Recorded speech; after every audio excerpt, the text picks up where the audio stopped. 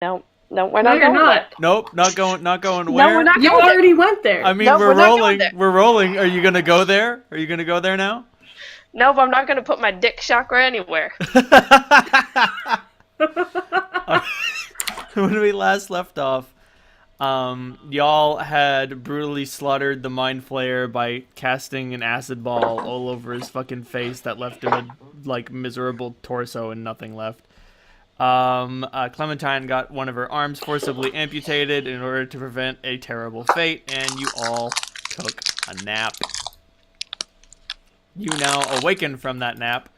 Clementine had a nocturnal visitor who was a very good friend, where she and Rivo had a very deep conversation about the nature of their lives.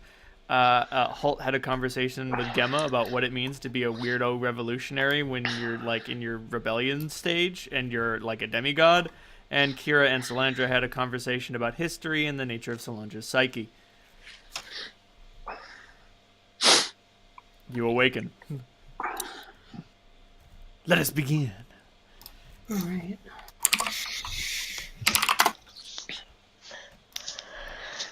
Let me just bring up my copy of the map. Get drawing the tree arm. Fuck. Goddamn. Later. Gotta focus. I gotta focus my energies. You gotta get folked. All right. Because we need a copy of the map every game, here's the map. Thank you. You're welcome. So we're currently in the throne room.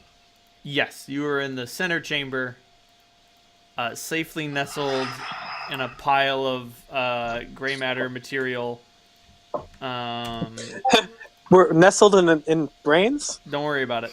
And a pile of destroyed Mind Flayer techmaturgical machinery junk. The Mind Flayer's corpse is at the entrance to room 44. Did you guys collect Clementine's arm? Yes, you put it in Rivo's bag of holding. Mm-hmm. Yes, we did. That'll make it much easier to get a new arm. Or an old arm back, or whatever you guys end up doing with that.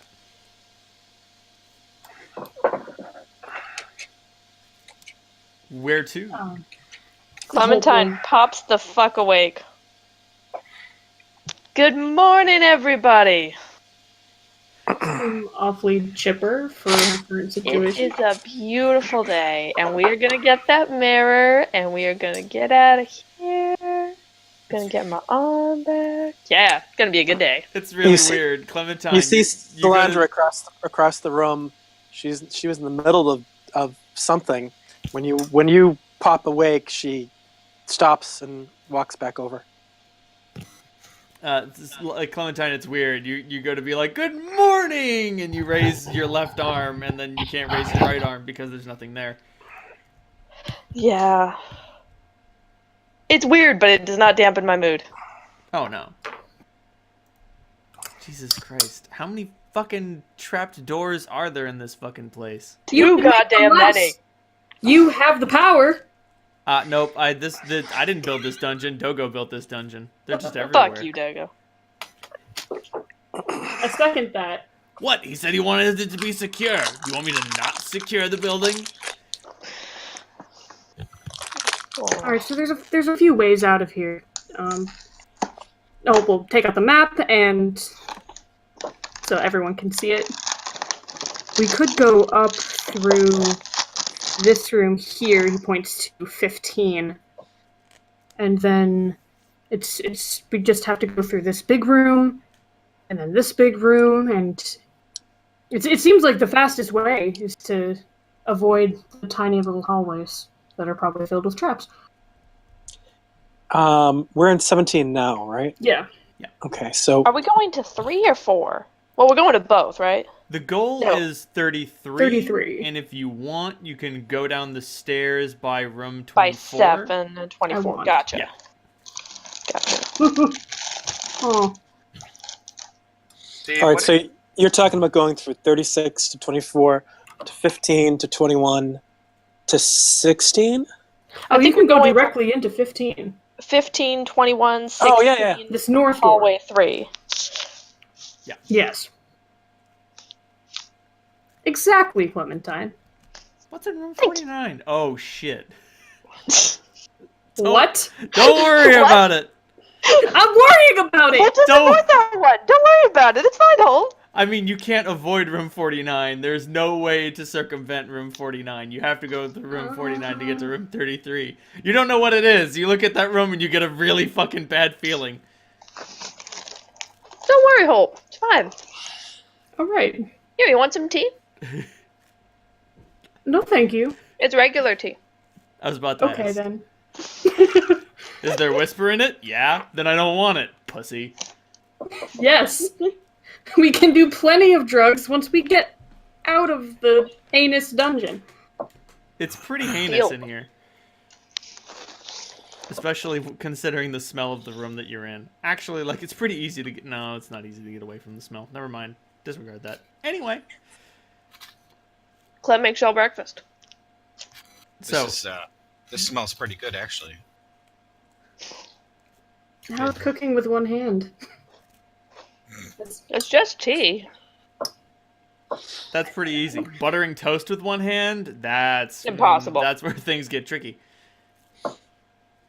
Holt is concerned about you. He kind of hovers and doesn't want to offer help unless you need it, but he's just kind of awkwardly there. Holt, make a sense motive roll. Okay.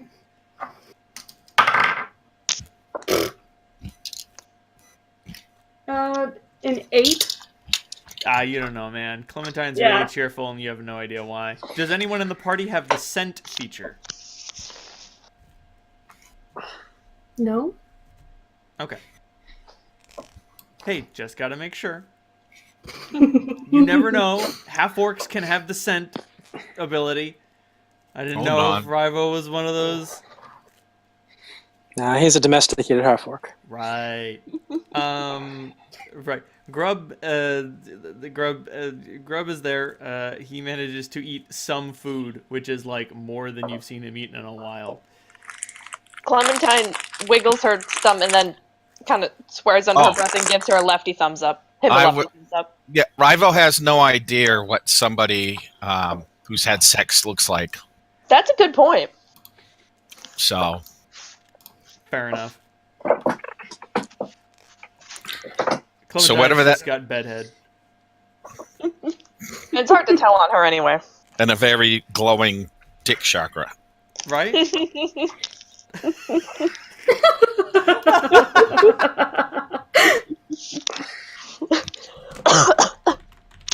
Pardon me. I've just got to send out a tweet real quick. Don't steal my fucking joke. Oh, I'm stealing it. Oh, bastard. Quick. I made it. You stole it from me. That's why it was funny. Called the setup.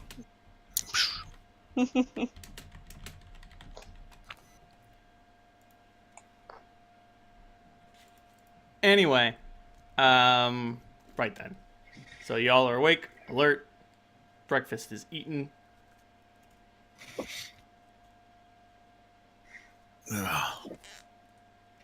Is there anything that y'all want to do before you go into room 15, or is it time for the adventure to continue? Let's go get this mirror. Let's do it. All right. So you go to the door. It's not locked. It is stuck. Oh, with this again. Alright. Want to give me a hand, Rival? 19. 16. All right. So y'all kick down the door, and there are a bunch of creatures on the other side. They look completely familiar. You recognize them immediately as more howlers. I'm not talking to him this time. Howlers. Everybody roll initiative. Okay.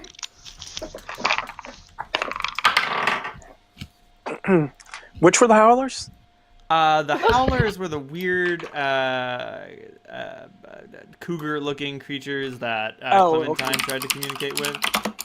Oh wait, are they? Oh no, That was these another are name. different creatures. Oh. Let me look at them real quick. Yep, no. My bad. These things are totally different. Somebody give me a knowledge planes. Solyndra. Just met a girl named Solyndra. Just give me a holler if you think it's something that I would have fought in the ring. Probably not. Like, it's a chaotic, evil, extraplanar outsider monster thingy. Barghest? It's basically not exactly the same, but very similar. Is it a magical beast? I have made those very nasty in my world. Ugh. Oh, 28 Yeah. Solyndra? Yep. All right. Ooh, initiative scores. 1 second. Let me just roll initiative for these things real fast. Fuck. Okay. Yeah, you mentioned something about crapping up people's souls. I think was the.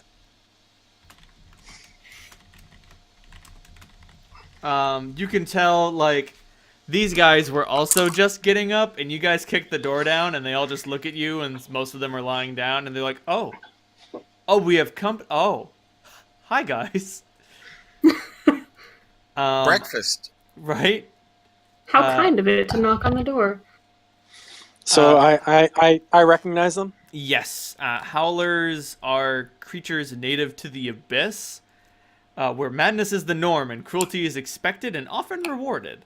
They're basically, like, they were custom created on the abyss in order to serve the role of hungry predators. Like, they were specifically created to be as, like, awful as possible. Great. They're about 12 feet long. They weigh, they're like the size of a tiger, and they weigh far larger than you would expect.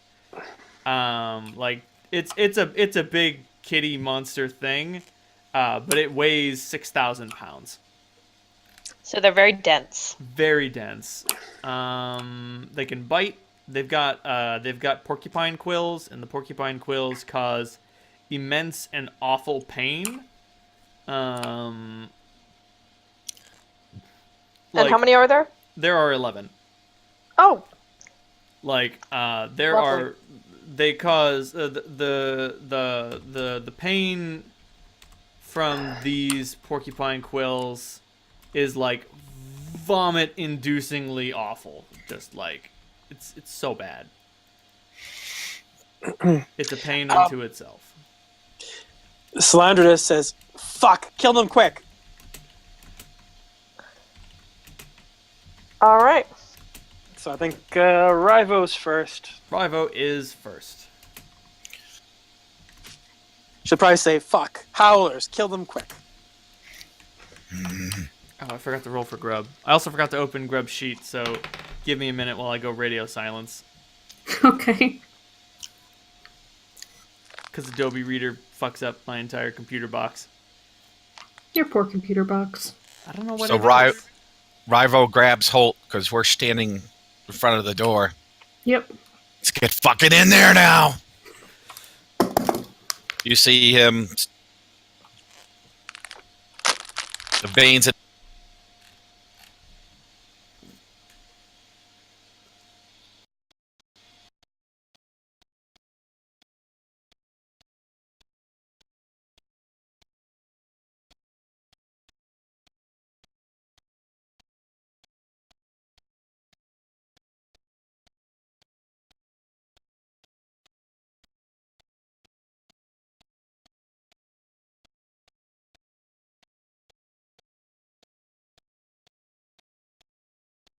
Here and draw this howler.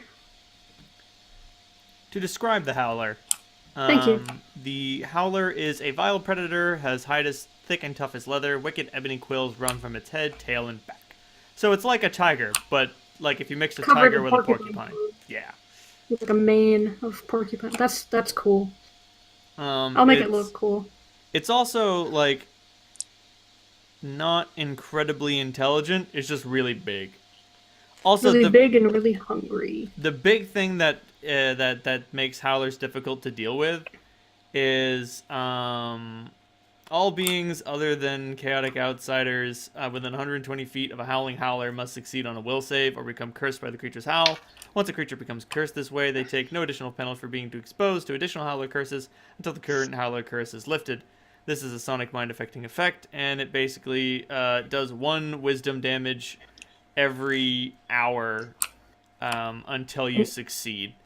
So Yeah, Oh. Holt and Solyndra really can't afford that. Yeah, that's Yeah. bad. I won't tell you how high the save is, but like the thing that howlers like to do is they just like when they are in the material plane, they'll just find some people like who live on the outskirts of civilization, start howling, and then like the thing is they can use this ability as many times as they want per day, and they can do it at will. So they'll just start howling, and then like let's say someone succeeds, that's real fucking neato. They can just start it all over again.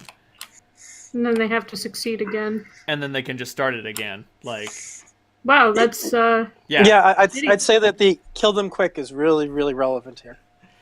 So Rivo runs in there. What does Rivo do? Rivo takes his new great sword and drags it across the floor in a sweeping arc. Little sparks fly behind, and you hear his roar build as he makes his move in. He will Fuck. So those quills, what do they mean in terms of these things in melee? They don't do anything in melee. They're not long enough for anything like that. okay. But when a creature takes damage... Oh, never mind, yes. Quill defense. Any creature that strikes a howler with a non-reach melee weapon, unarmed strike, or natural weapon, takes damage from the quills. I'm going to say that the greatsword is long enough to not be subject to this, because it's literally a greatsword. But, like, all y'all who do not have excruciatingly long weapons could possibly get hit... I'm sorry, will definitely get hit by a howler if you attack it. The damage is negligible. It's only 1d4 plus 1 damage. But the big issue is the pain. Like, you need to make a save in order to not avoid. You need to make a reflex save in order to avoid breaking the quill, which causes such immense pain that the target becomes sickened until all embedded quills are removed. The issue is that sickened turns into nausea if you get sickened again. So if you're subject to 2 quills, you'll become nauseated, get a -4 on all rolls, and unable to make actions. So it's like when you stub your toe and it hurts so bad you want to throw up. Except you do actually start throwing up. There. Like, nausea means you are a vomiting CS gas-ridden mess. How many of them are there? 11. 11. 11. Holy fuck. How big Guess is how the many remove sickness are prepared? 1. Hey, that'll help. You can also make heal checks as a full round action in order to remove a quill. For every 5 points exceeded from the DC 15 check, you can remove an additional quill. Oh wait, that's wrong. So how spread out are they at this point? They're pretty spread out because they were all just napping and hanging out. So, just out of curiosity, how many of them can I get in a fireball without nuking Rivo? Probably, I'd say 5. I think this might be a good time to use a fireball. You might be right there. Hey, fireballs, am I right? But, Rivo, are you just attacking one with your greatsword, or are you using your cleave my maneuver? roll, a power attack. Got it. What is your roll to hit? It's on there, 29. Oh, good. Yes, that right. You used the good man. Good man. Anyway, yeah. Let me check its armor class. Yeah, you hit it. You hit it. You chop it up. It gets chopped and feels very upset about its life decisions. but it was born a monster. It didn't have the opportunity to deny the call of monsterdom, but you don't give a shit. Sounds good. Choppity chop. They all look at you and they are kind of upset. Next is Solyndra.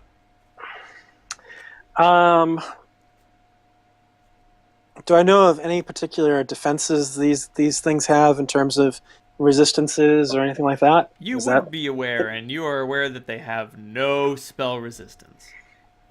Well, that's handy. Okay. Well, I don't have a lightning bolt memorized, so I have to get a spell slot. Don't worry about it. All right. I will burn a one of my spell scars and do a empowered fireball on as many of these things as I can get without killing any party members. Always a good caveat. Oh, see, he really cares. This is why it's great to have a fiendish being in the party. Never worry about who you hit with fireball again. Well, after watching Force Grey, I realized that people can be very, very careless with their fireballs. Multiple times.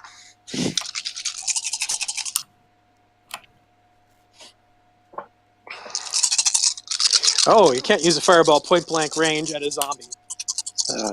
Jesus. What? Why not? Just do it. Don't be Not lame. unless you hate your party members. Yeah. Hit you with a fireball? It was an accident. I flinched. I don't even flinch. Okay. Wait, don't I get a dodge roll? You said you don't flinch? You don't flinch.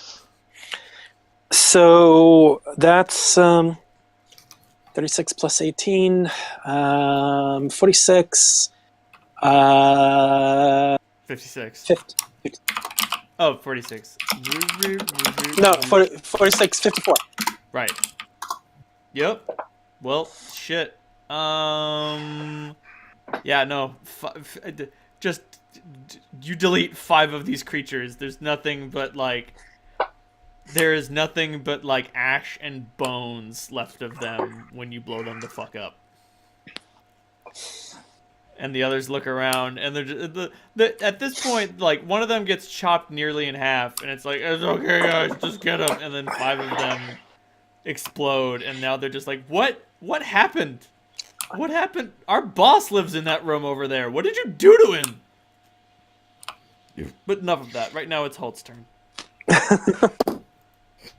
All right, They can't literally talk, so.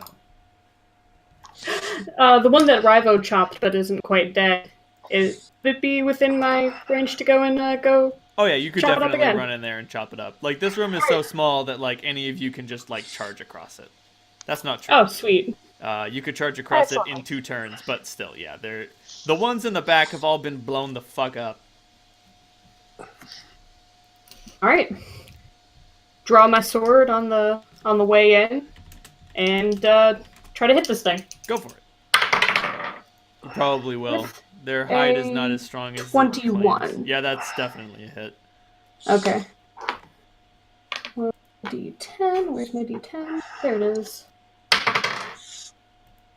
6 plus 9. So I hit it for 14 damage and 6 electrical damage. It keels over and dies, but you get a like you're like, okay, it's easy. You just avoid the quills. So I'm just gonna make a stab, and you just avoid the quills, and then as it's writhing around in terrible agony as it's electrocuted to death, you get a quill in your arm.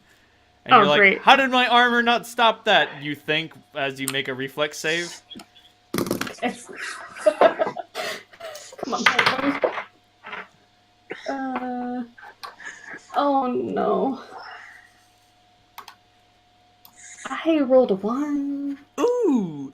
Nice. At which point you experience the fear, the pain of like 1,000 scorpion whips as like shards of fiberglass just like snap all over. Like, you ever see someone like slam one of those fluorescent lights over someone else's head? Yes. Yeah, it's like that, but all in your arm. Just little shards of fiberglass quill just like writhing around in your flesh as the end of it snaps off, and just like, this is the worst pain. You understand that the wound is completely superficial. Like, you take 2 points of damage. 2 points of actual damage. But holy fuck. Moving on. It is Clementine's turn. All right. Is Holt visibly sickened? Yes. Okay, I'm gonna pop over to him. Hey, Holt, I gotcha. Fuck, it got me. And she just kind of reaches up, squeezes your hand, and does remove sickness. Let me look up remove sickness real quick. Yep. Oh, wow. Okay. Yep. You know, have you, Cap, have you ever been on morphine? Yes. This is morphine. Oh. This is just, Great. like, straight up, like, the parts of your brain responsible for telling you what hurts are just like, we got a just gonna coffee ignore break. that. We got a 2-hour coffee break. Later, fucker. I mean, you're also not going to shit for a week. Wop, It's fine, wop. don't worry about it.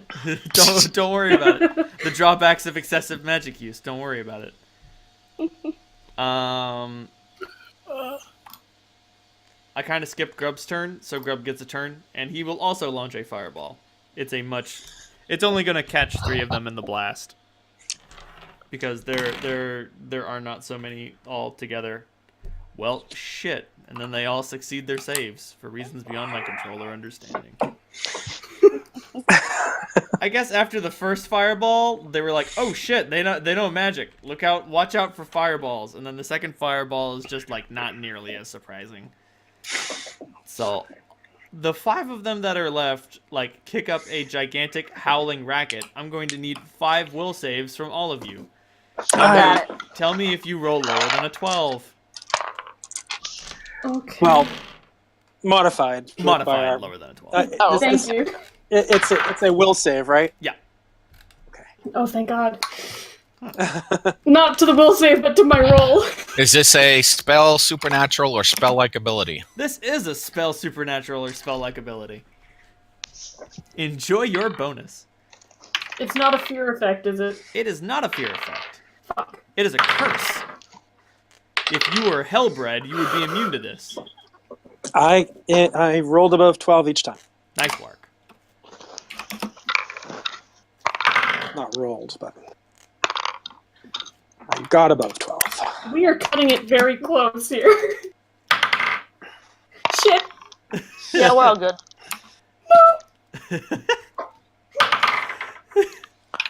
Oh no. Oh, Jesus.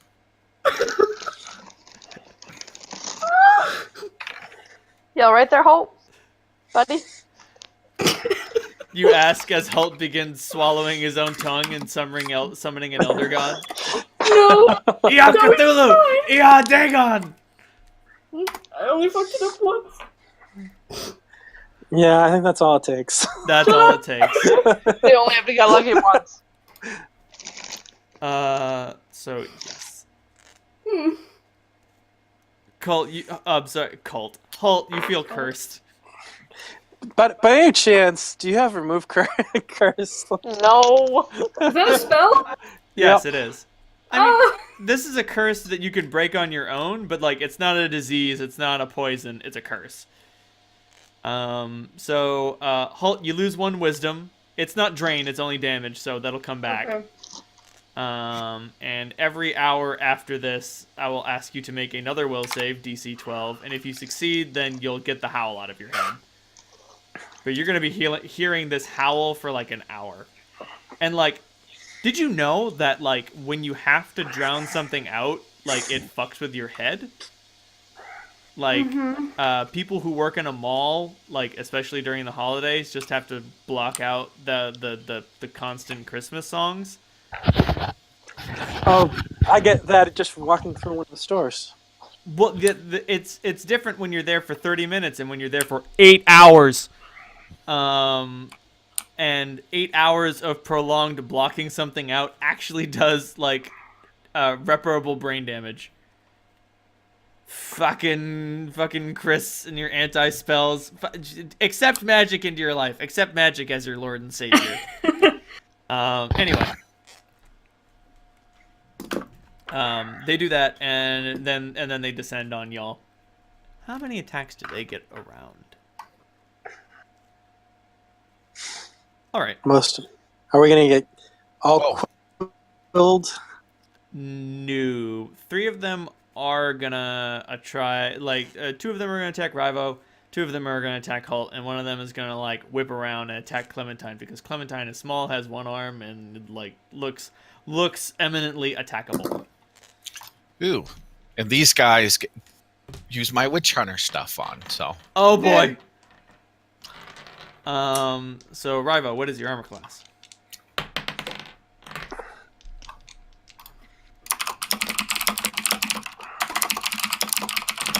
$14. Holt, what is your armor class? My armor class is 24. Oh god. Okay, and Clementine, what is your armor class? Sorry, I had to tell a joke. No jokes in my chat. I'm sorry. 16. Okay. So Clementine, they are not able to attack you. You're like, nope. The last time I got bit by something, it injected a parasite into me. This is not happening again. Go, check out these dupes. Well, they bite onto your legs, and you're like, those are metal. Don't bite those. That doesn't do anything for you. Rivo is a little less unarmored, so they get into him, and the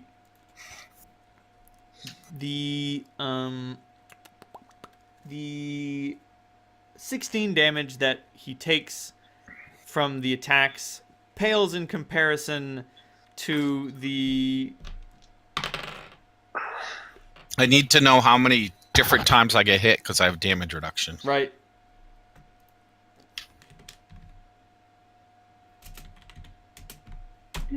Good old DR. And Thank the quills around their face do not get injected into his body anywhere.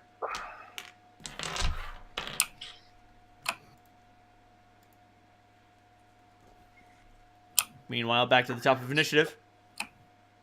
Rivo. Okay. I will. Power attack 14.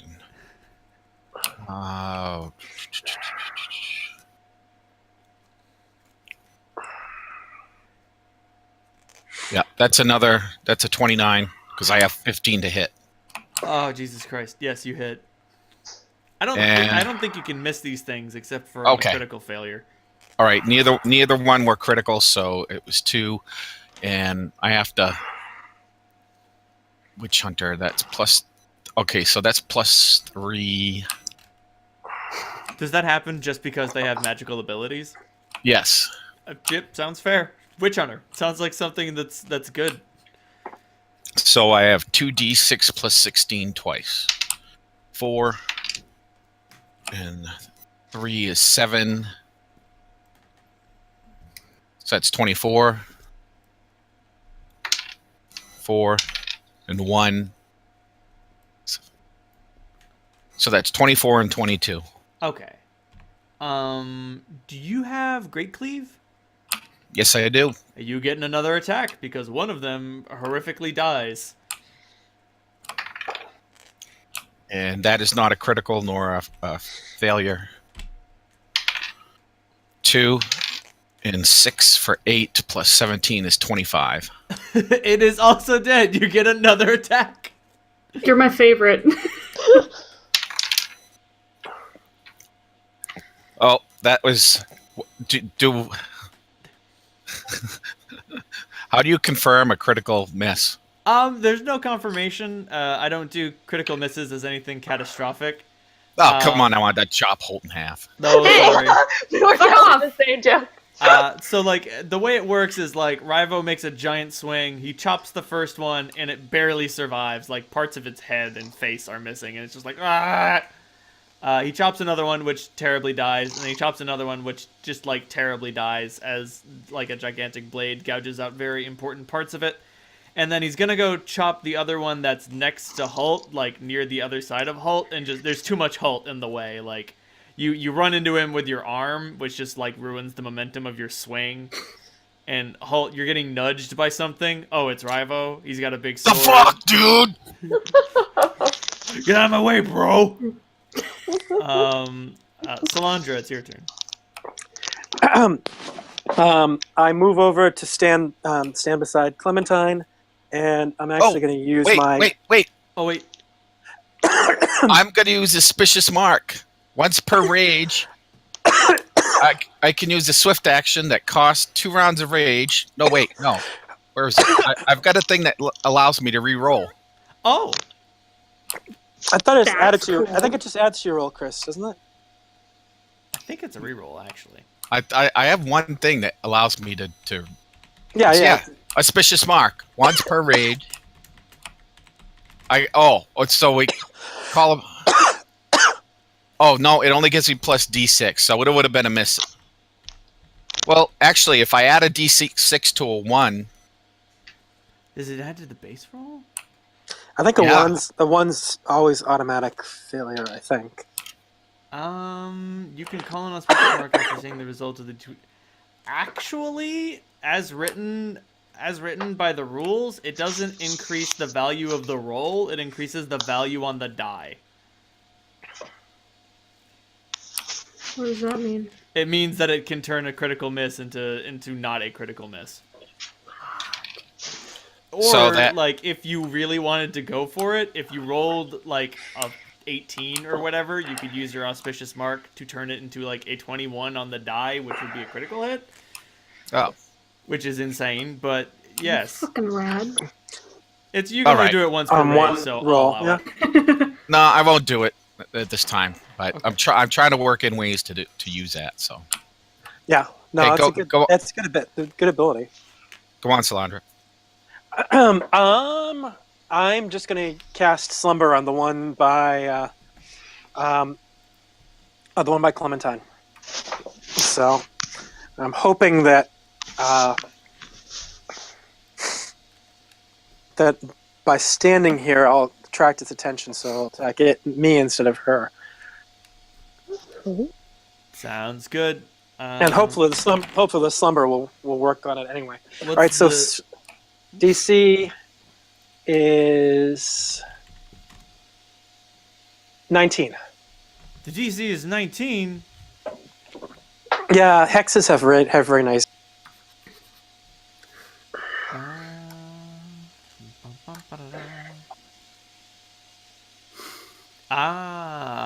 That's it. The big thing that makes Slumber so good is that it can just affect anyone. Okay. It fails. Like it's like I'm gonna fight, and then it lies down and it's gonna take a nap now.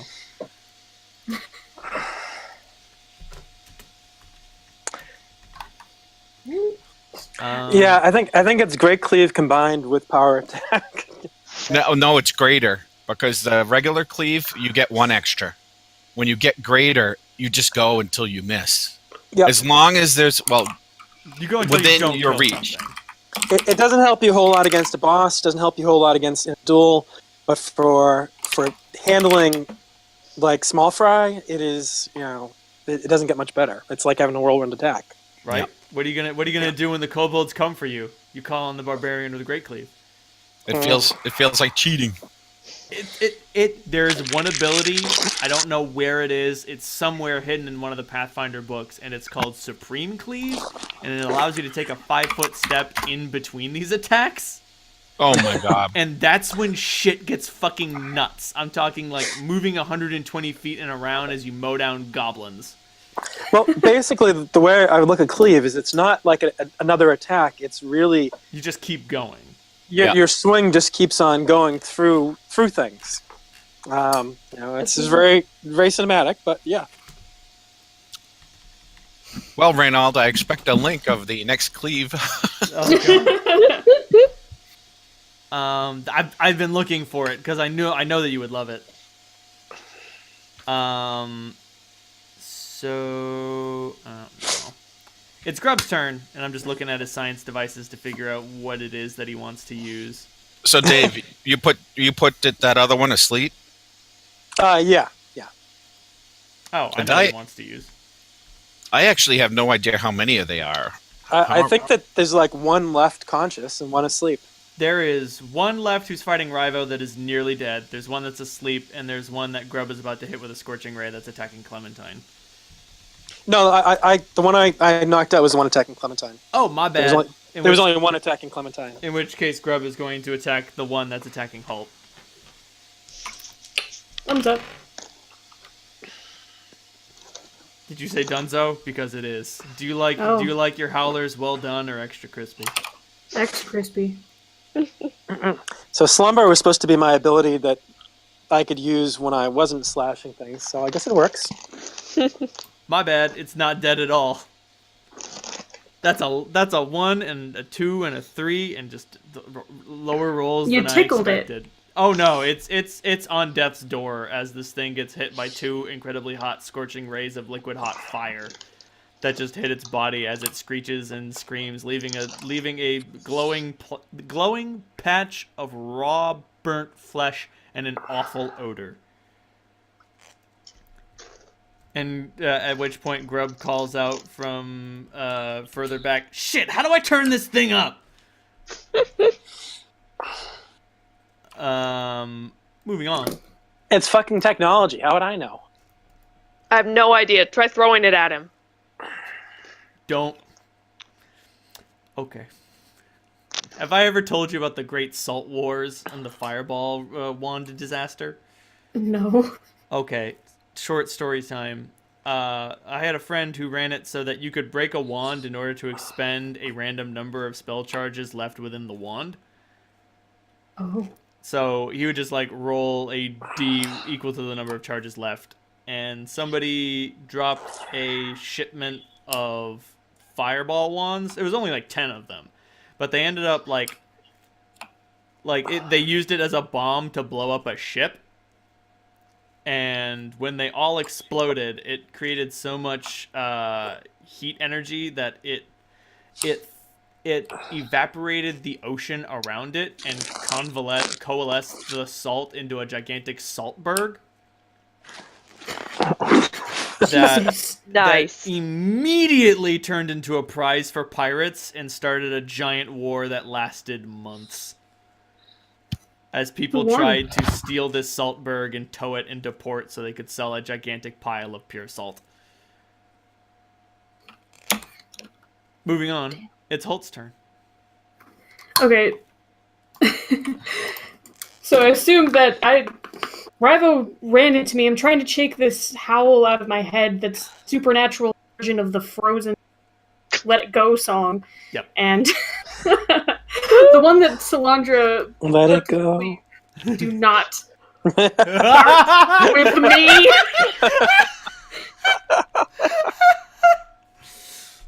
The one that Solyndra put to sleep, is it close enough so that Holt can go and perform a coup de grace? Yeah, absolutely. There's one right next to you that I think that Grub I don't failed to care. kill. Let it try to hit me. He's about to say they're not very good at hitting him, and he just wants to chop this thing's head off because who doesn't want to just chop this thing's head off? Okay, how do coup de grace work? Fighter. So you make a 5-foot step because you do have to move a little bit, but it takes a 4-round action. You roll a d20 just to make sure that nothing goes wrong. Did you get a 1? No, I did not. Then it's all gravy. Great. Tell me what your maximum damage is. Maximum damage would be 34. Now multiply it by 2. 60. Yeah, that's how much damage you do to this thing. Like you just chop its head off. Just head be gone. Alright, that's one down. Next is Clementine. All right. So there's just one left. There are 2 left. There's one that like Holt moved away from, and there's one that is attacking. That Rivo attacked. I would say attacking Rivo, but it's definitely not attacking Rivo. Gotcha. All right, but it did some damage to Rivo, so I'm actually gonna not attack anything and just do a cure light wounds. Just kind of touch Rivo on the shoulder, or more accurately, the elbow. Pat. Rivo, make a will save to resist the healing spell.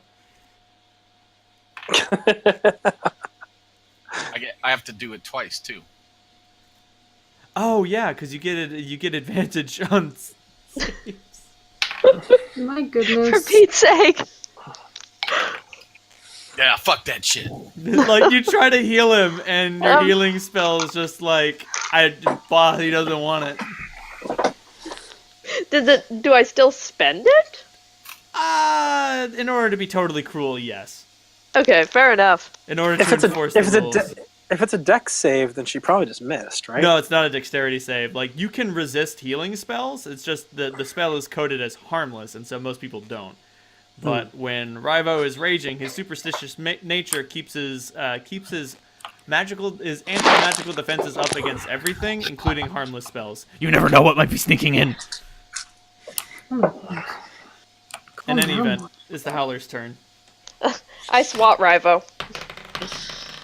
One of them, one of them like moves into attack Holt and is like, how do I get past this stupid metal? And the last one that's attacking Rivo is like whimpering and like just like crapping its pants as it's near death. Its only hope is to just do something.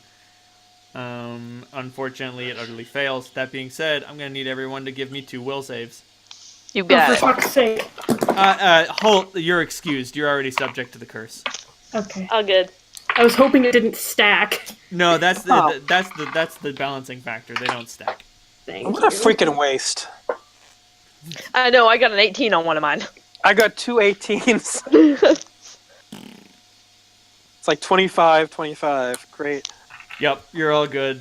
You're all free of the Howler's curse. Well, Rivo, Well. back to you. Well, except for someone.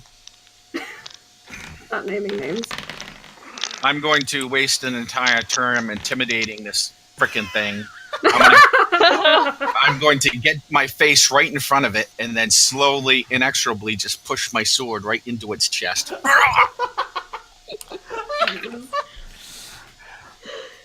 I want to see the numbers. Show me the receipts. You succeed, but show me the receipts. 4, 8, 25. That's a scary barbarian. Like this thing's last moments are that of just absolute sheer terror as it expires. I wish I knew that what these quills did, because I'd yank one out and stick it in my neck. Don't pick them out of me. You can't. Like, it's shattered. That's the problem. The problem isn't when they're in you. When it's in you, it only does damage. When it breaks, that's when the shards of the tip start flopping around in your skin, and it hurts. Next is Solyndra. There's one more Howler. What do you do to it? I'll slumber it. Oh fuck! It critically fails and immediately goes to sleep. At which point, Grub walks up with his staff. The end of it starts rotating like a buzzsaw, and he just chops it in the neck. And then it dies. He doesn't chop its head off. Like, he's not strong enough, nor is the blade powerful enough to do that. But just, like, gets in there and just... It wakes up as its throat is brutally chopped out, and it just sort of wanders around for a little bit, very confused, wondering, how did this happen? What am I doing here? I just woke up and I'm... At which point it can no longer communicate, as its throat is filled completely with blood, and it suffocates and dies. Sorry, brother. I find that very funny.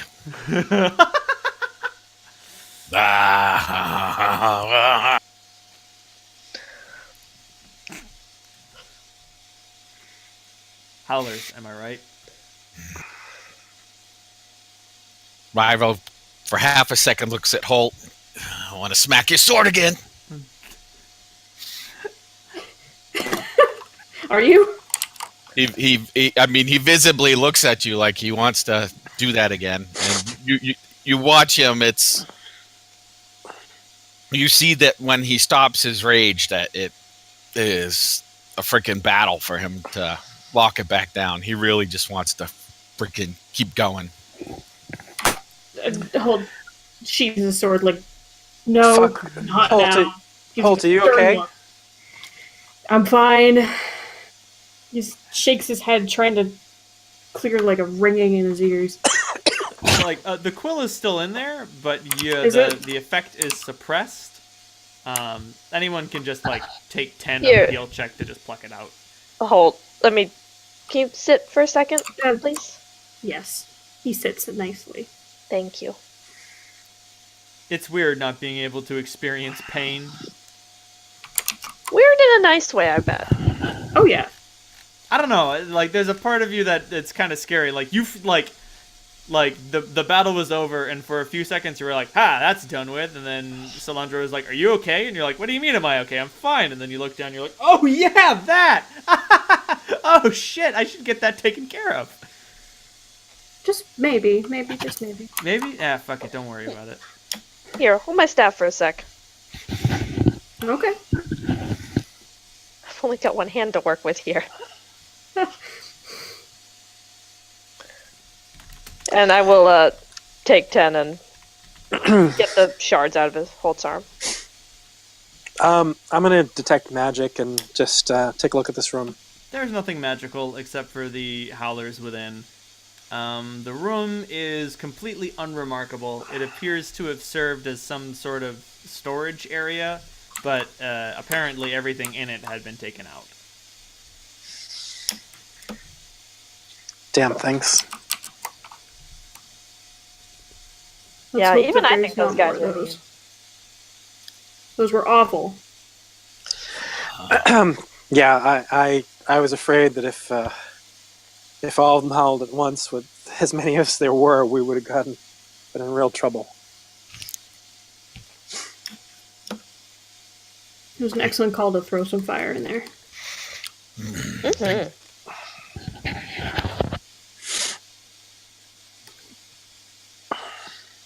One sec.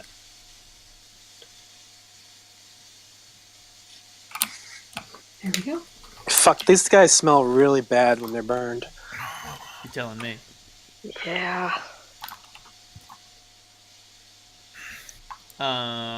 Where do you guys head to now? Let's take a look. The eastern door? Door To 21. Right, everybody give me your passive perception score to look for traps. Got Oh no, I dropped my good d20. Oh, Passive. baby. Got Passive a nat perception. 20. I like these new dice. Did you say passive perception or active perception? It's active perception, but this will serve as your passive perception. Like, if you okay. are about to run into a trap, then if your perception score is greater than the trap's spot score, then you'll be like, oh wait, nope, that's a trap. Don't go over there. Interesting. Because I hate the scenario where every time someone sees a door or a treasure chest, they're like, I search for traps. I much prefer the Baldur's Gate version where you can just be like, I am searching for traps now. Do I see it? No? Okay, I die. Do I see it? Yes. Now what do I do about this thing? I don't know how to stop this. Yeah, it was always annoying when you detected a trap, but a thief to... Fuck, what am I supposed to do now? Right? Like, don't... I had a bunch of clerics with me because I had Jaheira the Druid, and I saved that cleric who got turned to stone, and I had another cleric from somewhere, and I had them all with me, and the two clerics had the remove trap spell, so I could just, like, cast that on traps that I found, but I had left Imowen behind because I was an idiot, and I didn't know how to play was the your first fucking mistake. game. Yeah, M1's also just fun. But, anyway. Hi, I'm M1! The door is locked. It is also made out of stone and very large. Oh, that's disappointing. And Grub says, Fuck. door troubles? Do you have door solutions? I do, he says as he reaches into his pocket and pulls out one of his machines, and he pushes a button, and you hear a click, and the door is unlocked. Why the fuck haven't we ever using this before? Because you did it last night. I deconstructed it in order to make the lifeline so that Holt and I could survive a fall from the ship if it came to it. Now I Which don't we have do to worry appreciate. about that. So I cannibalized it and turned it back into the door knocker. Knock knock, bitches. Let me make sure that that's how the knock spell works, because I'm pretty sure if the lock is not magical, there's no resistance. But you make a caster level check against the DC of the lock. My bad. With a +10 bonus. Okay. So it's not instantaneous success. What's the DC on the lock? It is 30. So he's rolling +20, so he succeeds on a 10 or greater. So he succeeds. Click. Oh, is that the howler? That's how I pictured him. You just did that? Yeah. Awesome. That's the long and short of it. Yeah. Fucking Big, scurry. mean, and... Big demon cat. Yep. I like that their claws look like crystals. That's really cool. Yeah, that's how I was thinking of the spines as being crystalline too. Just Yeah, the way you're that they shatter. describing them as shattering, so... There we go! So, Solyndra, Clementine, you two hear that there's something beyond this door. Like, it's pretty easy to hear. It's just sort of like picking things up and putting things down. Like, it's not throwing a tantrum like one of the other monsters was earlier on. Oh, that fucking insanity Sonic monster? monster? Chaos Beast. Chaos Beast. No, not the Chaos Beast. The weird lizard thing with the shout that shouts people apart. Oh, yeah, that one. Right. It was throwing a tantrum back in room 10? Yes, 10. Yes. This whatever is in here is clearly moving things with a purpose.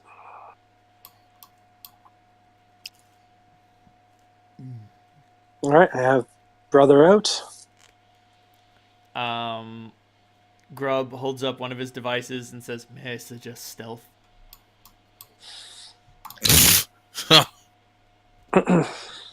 I presume this is the invisibility 10-foot radius thing? Yep.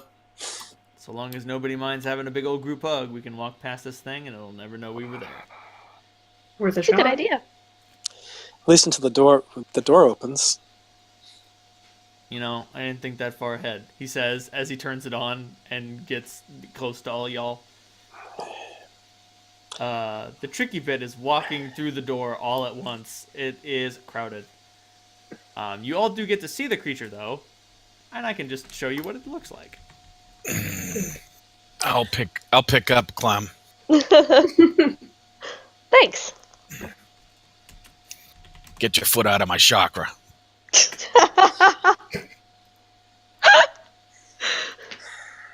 Good.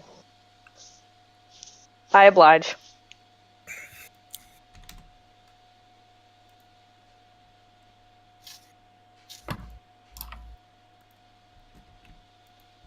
It looked like this.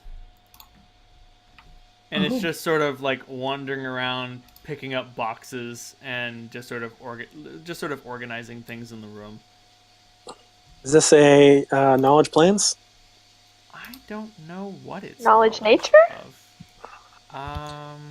It's got three arms? 3 arms. It's technically an aberration, but it is not from another plane of existence. So I'm going to say Knowledge Arcane, Knowledge Nature would also be serviceable because they can often be found out in the wilds. Okay.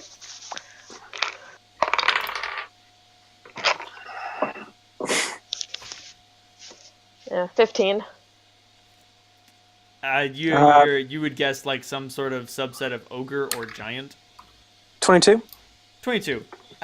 You've heard of these creatures? They're called Athics. They're like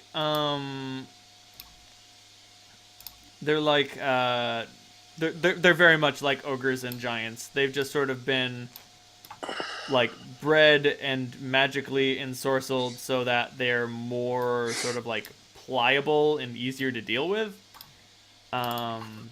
They often serve things almost blindly.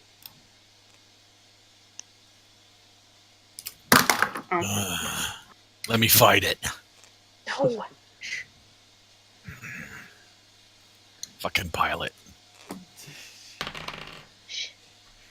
Its ears don't even perk up as you guys start walking across the room. At which point you guys come to the door to room number 16, I assume? Or are you going through the hallway to the north or south? 16, yes. Okay. Yes. No, I don't think they... Holt, you try to open that door, and it is made out of iron, and it's stuck. Then the one to the south.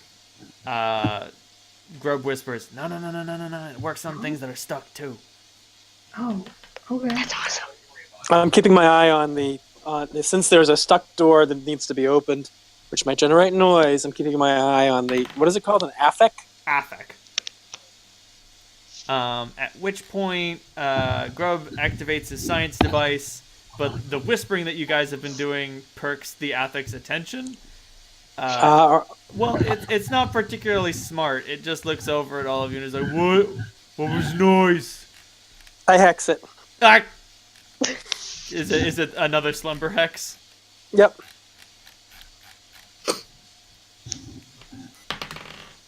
For a second, I was thinking, oh man, one of you guys could try to behead it, but then it would act normally a turn later, and I remembered it's an Athic, not an Etin. I love Ettins. Never alone, and yet constantly beset.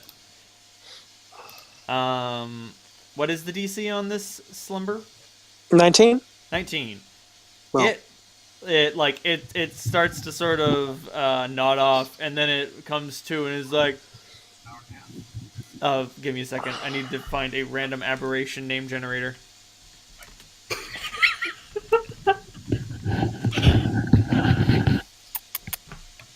I found Naga names. Those are important. Fuck yeah! Are you trying to steal my coral again?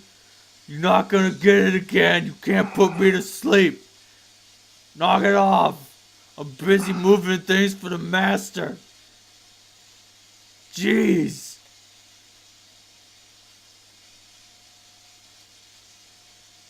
Alright. He puts down what he's moving. Clementine and, puts a finger to her lips like, shh. Like he puts his stuff down, and he's like, sort of like examining the room and like stomping around, trying to find what he believes to be a Naga that is trying to ensorcel him and take some sort of treasure that he believes he has.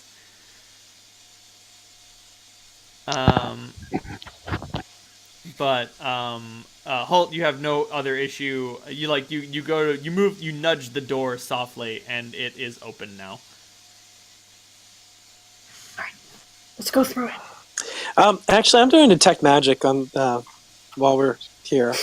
Sounds good. The Athek is vaguely magical, like lowest level magic. Like you've seen scrolls with more magic. You've seen potions with more. You've seen lucky charms with more magic than this creature. But besides that, you notice nothing magical in the room. As everyone else bolts through the door. Okay, I will go as well. Unless someone has a pressing concern or anything else to do. Split the party. Everybody make a stealth check just to like go through the door without being when it's not looking at you. Oh fucking A. Oh 10. no! Holt's the first one in line too. Is Holt a clanking? Oh, shit. To Just be remember, fair, he's in chainmail. I was about to say that armor check penalty counts against. Yeah, that's with the armor check penalty. I'm trying to hold on to Riva with a one arm staff, and the staff's hitting things and knocking shit over. God bless you, monster. It's a problem when you can't see yourself. It's really awkward.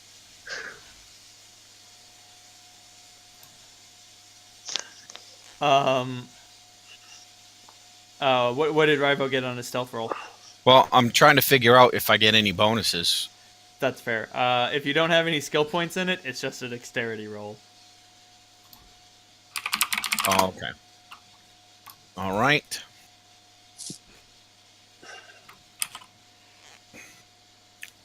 So you guys all get Clomp. through the door, Jesus Christ. clomping along, and then you hear We all from behind you, Aki, I'm tired of your pranks! And you hear a stomping that's coming towards the door you guys just went through. Shut the door. So you shut the door. Is anyone gonna, like, hold it shut? Yes. Cool. Everybody who is trying to hold the door shut, make a strength check. That's more like it.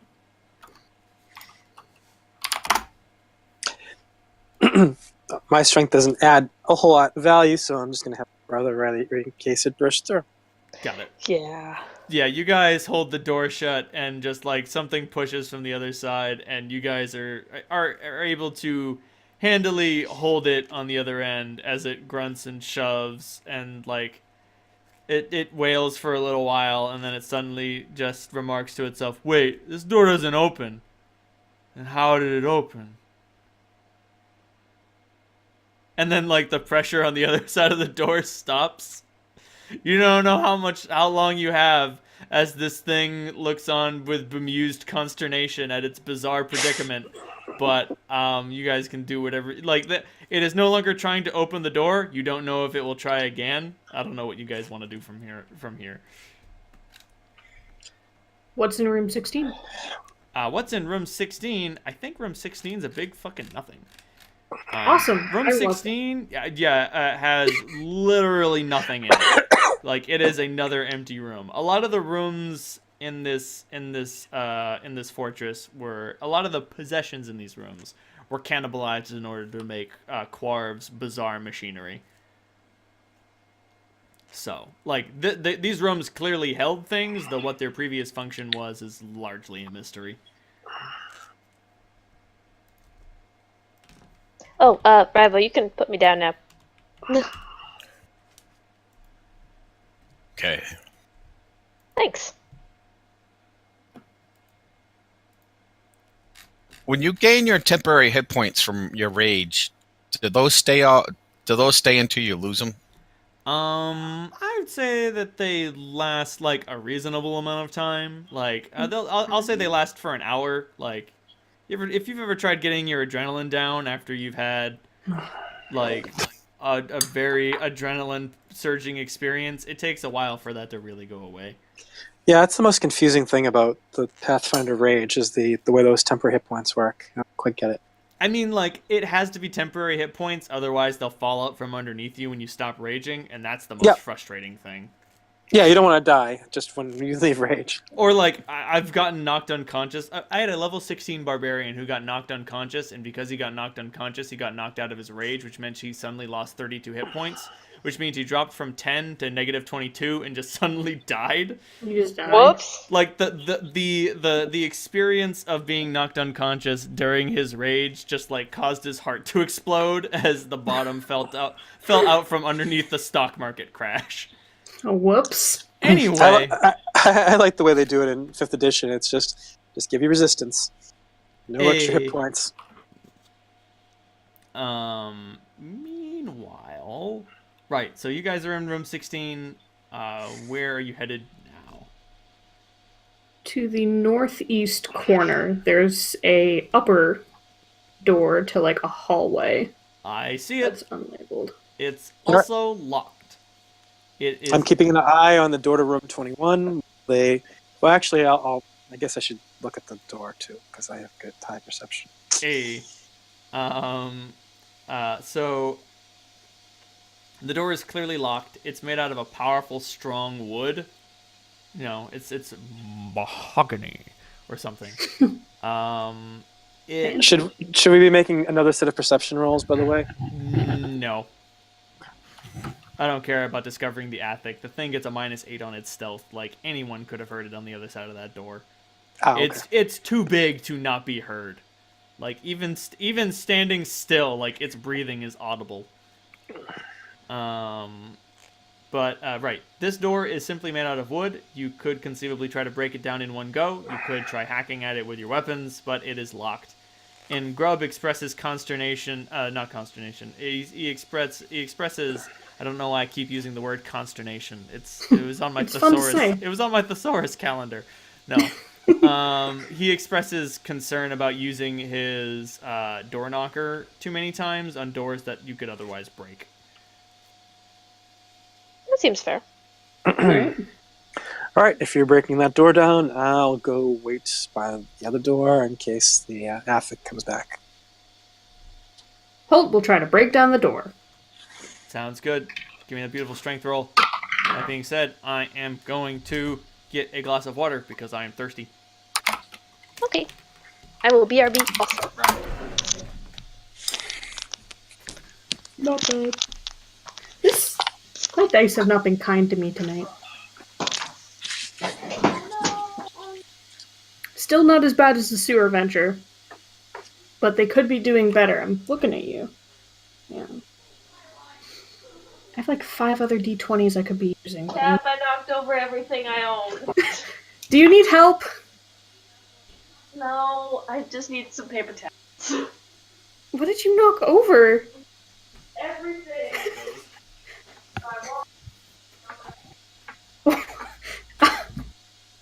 I'll come give you a hand. It'll be a good test to see how drunk I am. That kick is not sufficient enough to break down the door.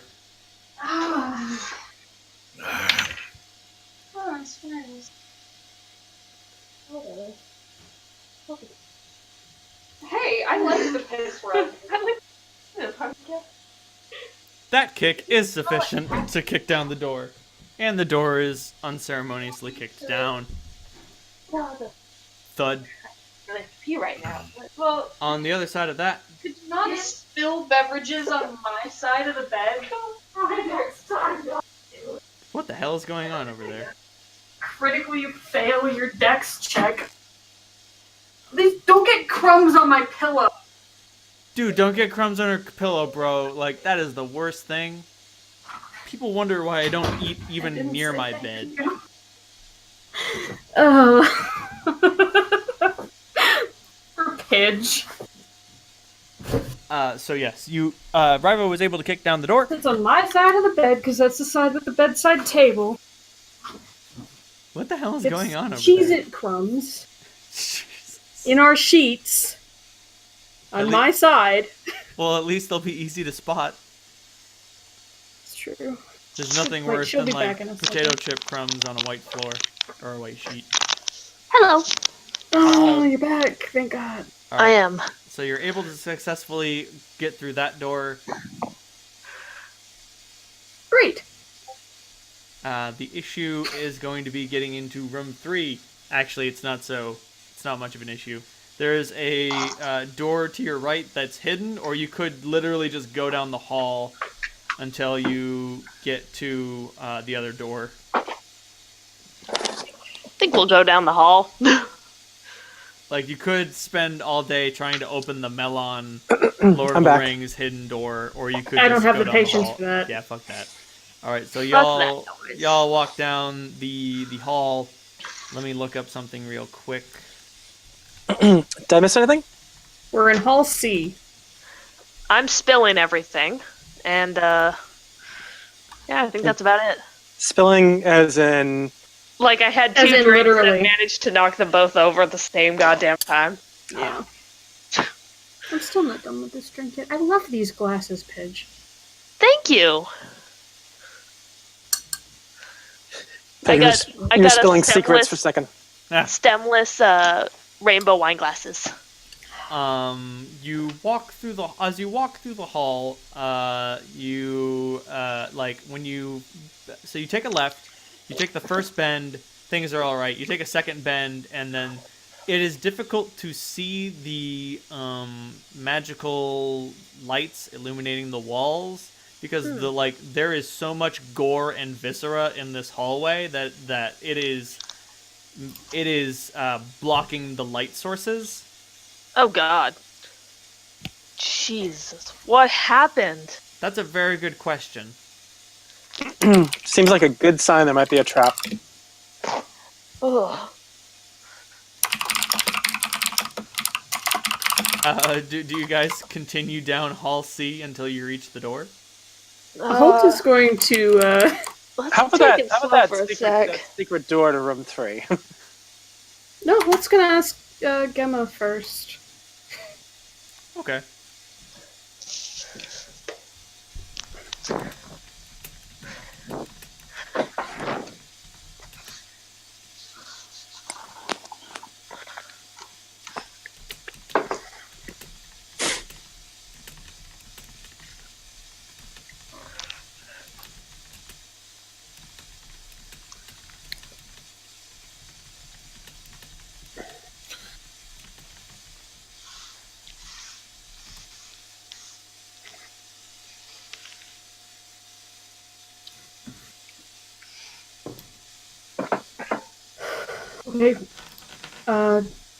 Try to stay behind me. All right. I don't think that there's anything in this hallway but the room. Beautiful. Might have something nasty. Halt, do you go walking through the hall? I do. What had previously been a clip clop of boots on rough earth on rough stone turns into a squish squish squish squish. Clem looks a little bit sick. About to say, like, if there's anyone here who is not wearing boots, you're gonna have a bad time dealing with this. I'm not fucking wearing filth. boots. I have bare feet. Oh, well, I mean, you might want to piggyback on Rivo, unless you want gore under your toes. Rivo, could I hitch a ride? Yeah, all right. Thank you. Well, there's always Toby. Oh yeah, I forgot Toby was with you guys. Yeah, he's always here. Note to He's going self, clip clop, clip clop. my bad. Toby needs to make some will saves Oh, for the for the curse. yeah. Toby's wisdom about has that. been reduced by 1. Darn. He is also subject to the curse. What's his will save modifier? Give me 1 sec. I mean, he rolled 2 2s in there, so he's definitely got So he's it. yeah. 3. Yeah. I mean, it won't be too difficult for him to break out of it eventually, but he's going to be suffering the Howler's Howl for a while. Anyway, you guys go through the gore-splattered hallway until you come to a completely unblemished, unlocked door. That's suspicious as hell. None of you spot any traps. Mm. Deep breath and push it open. You push it open, and there are a series of lit candles scattered across the floor, like hundreds of the damn things in this giant room. Like it almost, there's nothing in here, nothing that any of you can see. I'll detect magic. What number room were we in? 3. Are okay. in or were in? Oh, okay. We traveled through hallway C to get here. Well, I was looking at the room. I thought that E was C. That's No. I thought we were going into 29, so we're in 3 now. Okay, I get it. Is that where we want to go? Yes. It's where we have to go.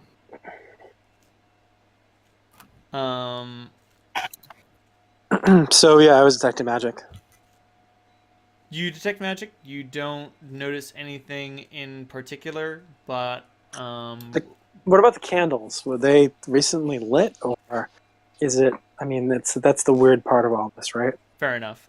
When you use detect magic on them, you can clearly tell that they're illusory, like they're not real. They've been here for a while, presumably.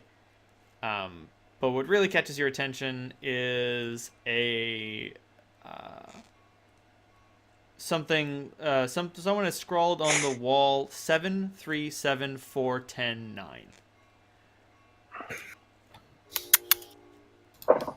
Hey, bud. 7, 3, 7, 4, 3, 10, 9. Yeah.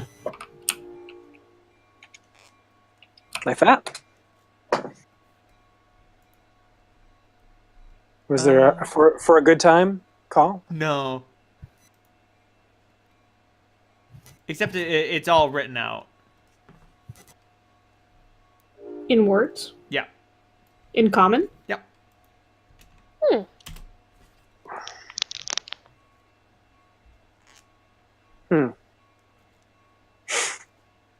One fewer threes.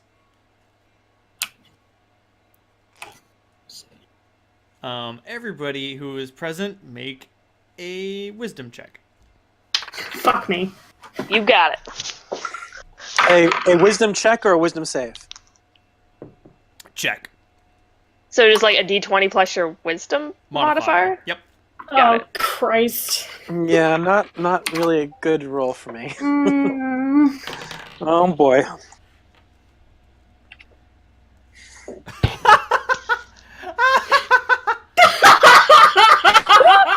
Yes! Not the worst! So, Solyndra, Halt, you guys are looking at this, and you're looking at the candles, and you're looking at the room, and you succinctly agree.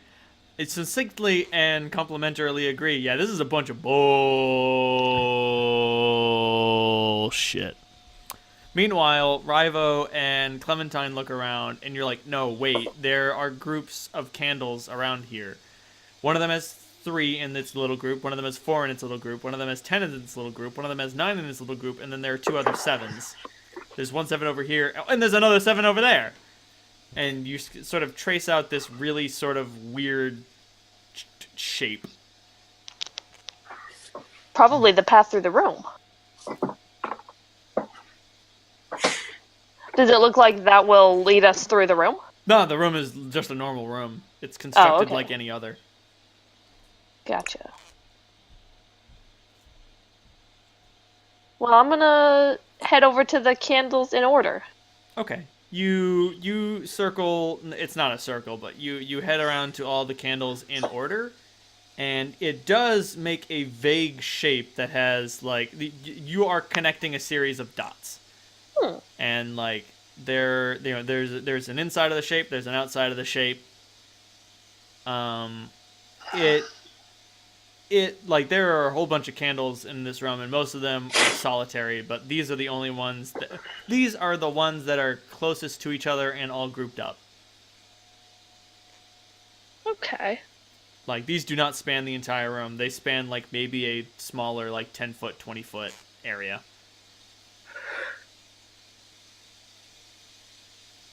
I'm gonna see if we can blow the candles out in the groups. You blow on the candle and the flame doesn't even move. They're illusions, Clem. Yeah, I thought that would move the illusion, but oh well.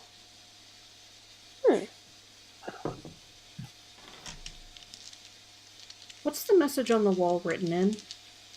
It's written in chalk. Okay.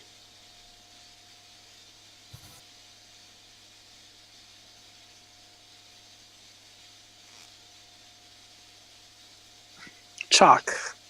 So used to blood or feces. You know, it's just chalk. Yeah. It's meant to come out. Was I surprised? That's why I asked. It's just chalk, dude. Like, someone came down here with a block of chalk.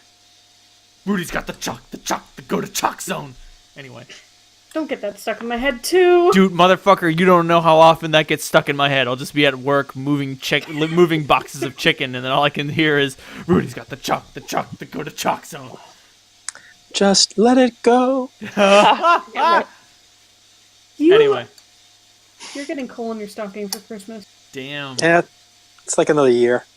Krampus knocked. Anyway. Does anybody want to do anything with this bizarre candle riddle?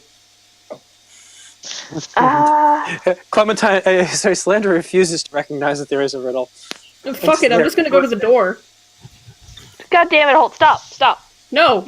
Just give me like 5 minutes with it. He gives you a look and crosses his arms.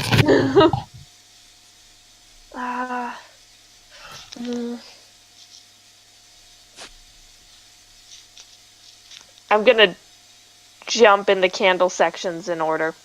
You jump to the candle sections in order.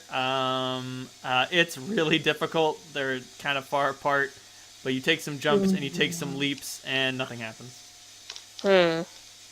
See? Is there more chalk? There is no more. There is no apparent area with chalk in it. I'm trying to see what the shape is. Oh, it's just a shape with not necessarily 5 sides. How many sides would that be? Pentagon. Yeah, it might not have 5 Hexagon? sides. It's got 6 vertices, so it's a hexagon. It's a weird fucked up looking hexagon, like a weird fucked up looking stop sign. Like it's not fuck. It's not symmetrical. It's not symmetrical at all.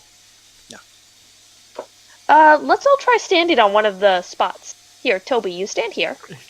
You all stand. If you humor Clementine, you're all standing on this area and with the candles, and like nothing is happening. Like nothing's glowing, nothing's singing. You're all just standing around these illusory candles. It's weird because like you'll be standing, like your foot will be in one of the candles, and it's just wafting away like nothing is happening.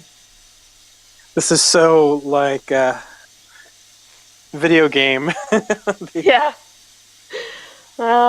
At best, this is to waste time. At worst, it's a trap. I think we should just go. That's it. You're thinking about this way too complexly. All right. Let's go. Try the door. And the riddle of the candles was promptly abandoned. The door that leads what? Well, you just think of the simplest possible solution for this. Add them all together? That's pretty simple. But like, it clearly forms a shape.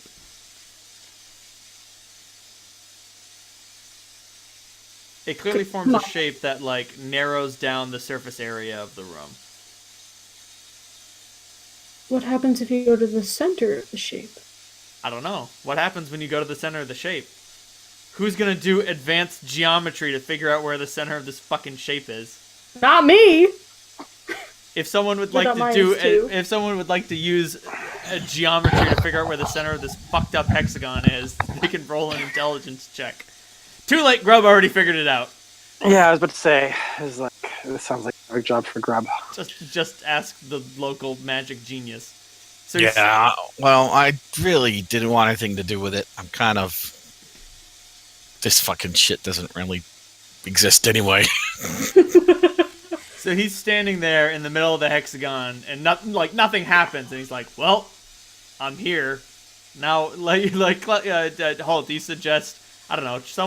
You offhandedly throw out. Why doesn't someone try standing in the middle of it? And then Grub looks at it and is like, "All right, fine, I'll give it a shot." And he stands in the middle of it, and then nothing happens. And he's just like, "Oh, whoa, hey, this rock. There's something funny about this rock." Is it loose? Yeah, I think. All right. Enough dicking around. How big's the rock? It's just you're not sure. It's just a piece of floor that's sort of weird. All right, I'll crack my sword in it and push it aside. Sounds good. Yep, it lifts up like a manhole cover, and underneath there is a wooden box. Ooh. It is locked. Well, if ever there was a time to use your unlocking thing. Well, and also there's a detect magic on the box. It is not a Or touch magical it. box. Well, Rivo smashed it anyway with a sword, so... Sounds good. Oh, okay, alright. Rivo, make a strength check with a +4 bonus. for leverage. Let's hope there isn't like glass in there. Watch it be full of healing potions. Oh, Oh.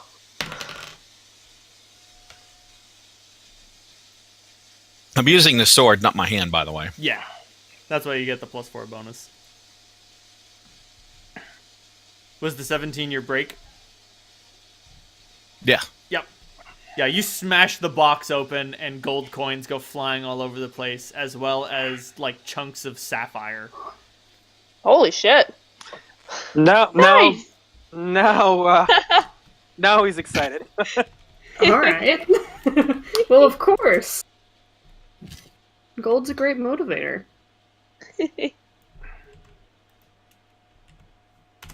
Those are the things that you can find like lying around in the wreckage of the box. There are some chunks of a sapphire. You don't know how much they're worth. Solyndra, you're aware that sapphire is used as a magical component, so you could probably pawn it to a magic university or something like that. But no jeweler is gonna buy this busted thing. Was it recently busted, or was it like? Oh, Rivo destroyed it.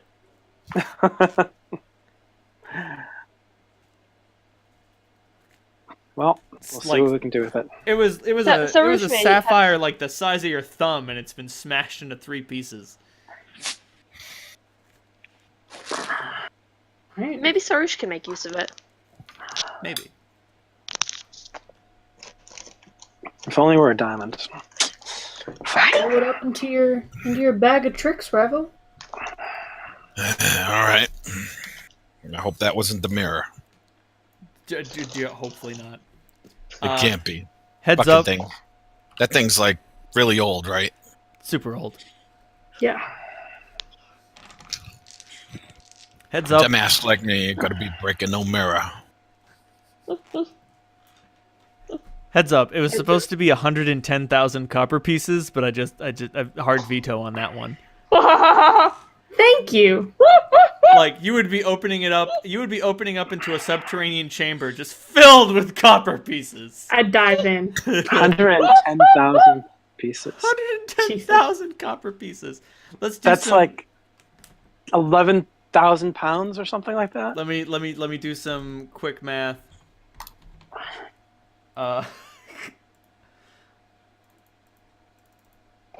Divided by 50. That's 2,200 pounds of copper. Wow. Nice. Grub would just die of happiness. Anyway. So, All right, yeah. Clementine, I have to admit, that was pretty worth it. So you head to the door. Well, good call on your puzzle. Oh, yeah, it was all me. All me. Yep, all you. Mm-hmm. As you flippantly said, why doesn't someone stand in the middle of it? I assume you were heading to the door in the northwest corner. Yes, please. It opens into a closet. Another dead end? I mean, look at your map. No. There's got to be something here. Well, it seems like should be a secret door on the right panel here. Who wants to roll a perception check to try to find the secret door? I'm on it. Does Dogo have any input? No. Hey, Dogo, next fortress you make, try and do a little less whisper while you do it, alright? What? He wanted me to make it purposefully complicated, so I made it as complicated as possible. Fair enough. Why do I have to get good rolls on this? So you guys all huddle into this closet, and you're just, like, fucking around on this wall until one of you finds a latch that is clearly something that opens it. All right. Oh, fuck this. Oh, who opens the door? Who enters Yeah. the room? Rock, paper, scissors, Solyndra. Ah, damn it. Get out of the way. All right. Rivo, I guess. He's a lot less fragile than me.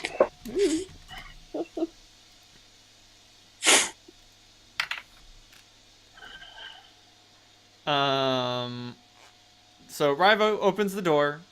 I kick it in. You kick in the door. Make that roll that beautiful strength footage.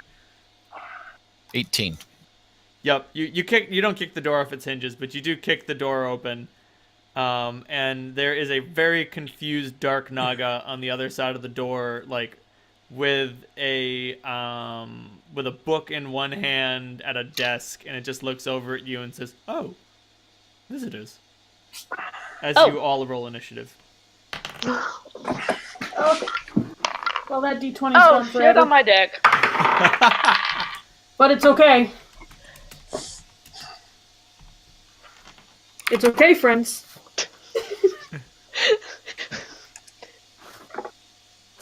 This die in this session has rolled its first 20 and its first.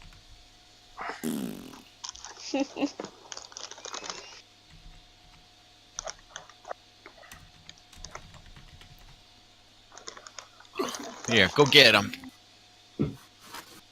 He's right in front of you. Let's do it. Yeah. There you go.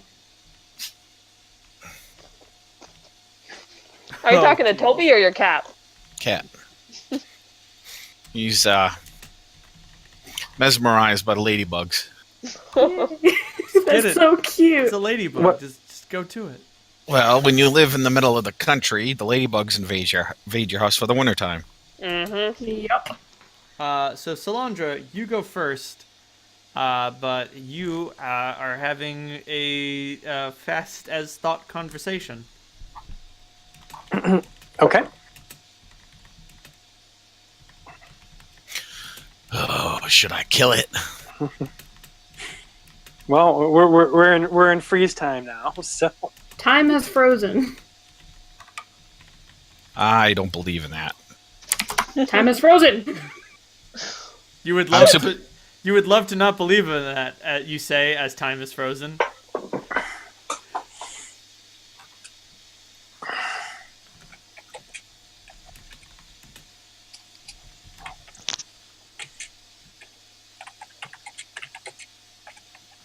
As the GM of this game, I'm just going to cast a quick time stop.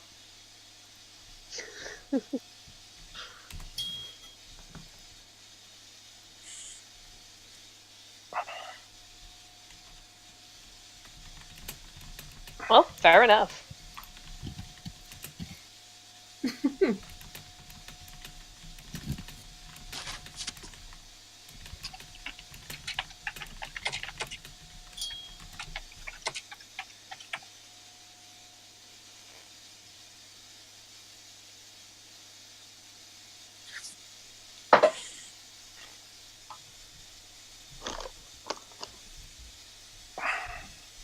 Time stop. It's a beautiful spell.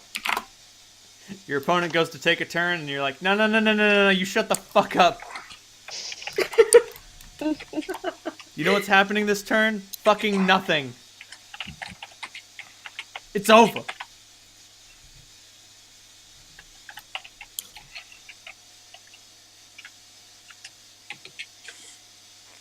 Do I got enough time to go take a dump? Maybe.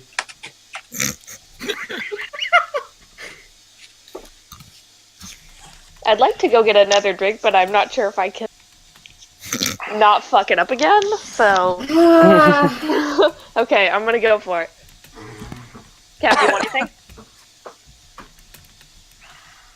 Oh my god, Cap is getting me a drink. What the fuck? What a hero. Is she sick? No. Thank you. You're the love of my life. Did you know that? Does she have a brain sickness? Brandon wants to know if you have a brain sickness. What? In character? No. And now he's cackling. Why would I have a brain? Oh, those are drying. Because you got Pidge a drink, despite having no reason to get Pidge a drink. The reason is that Cap loves me. That's fucked up. That's weird. I don't like that. You can take your love and peace into a different tabletop role-playing game. Do you want a piece of this chocolate bar?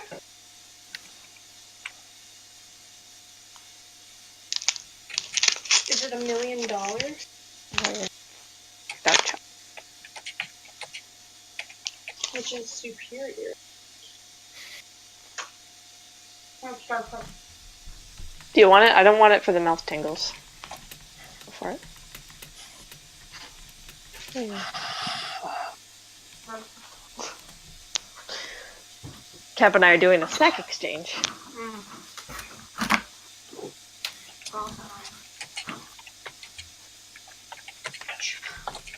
Thank you.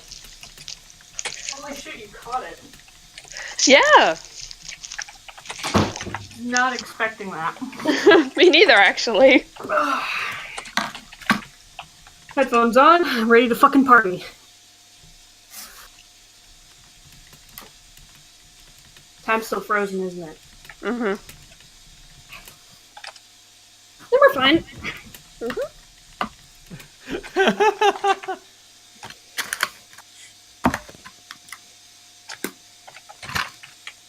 So technically, I am.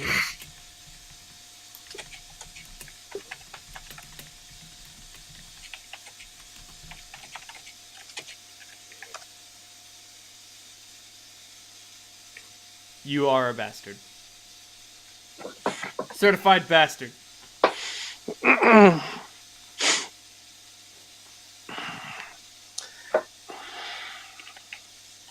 you gonna go for it, or are you just gonna chop up this Naga?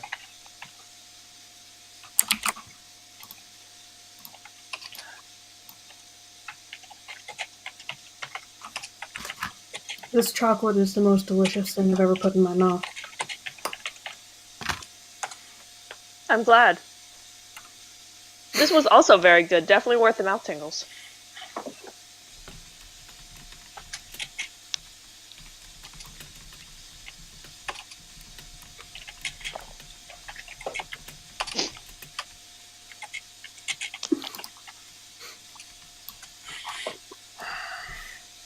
Alright, Solyndra, I want you to write me a list of kindly, sweet, Kira emulating thoughts.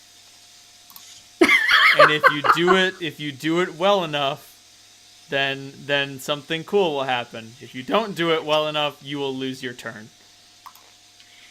As the time stop comes to a halt. Let me think.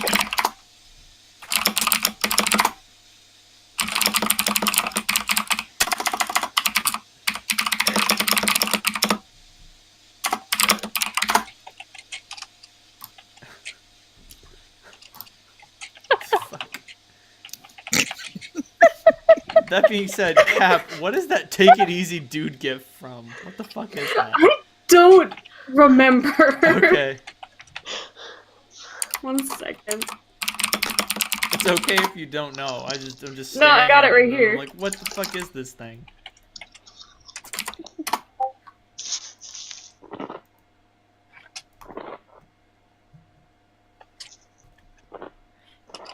There you go. Take it easy, dude. Buddy, take it.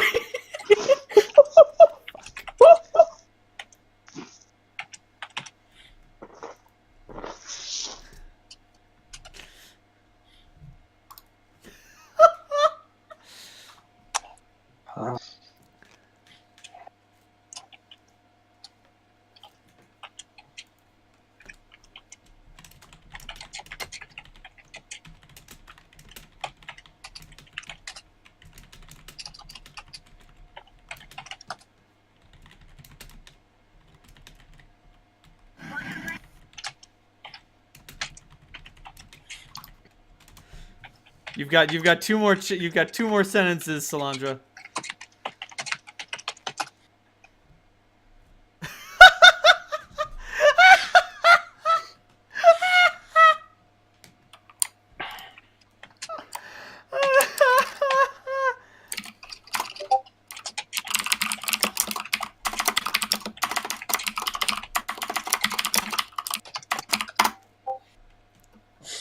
All right. So, Solyndra, you look up at an unblemished painting of an opera singer that is hanging above the door, and you look to it and you say, in just your own voice, I'll give you the line.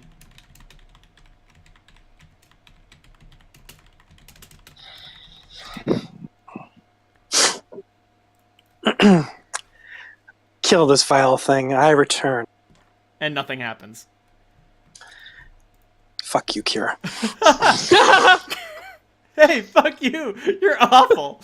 Holt, it's your turn.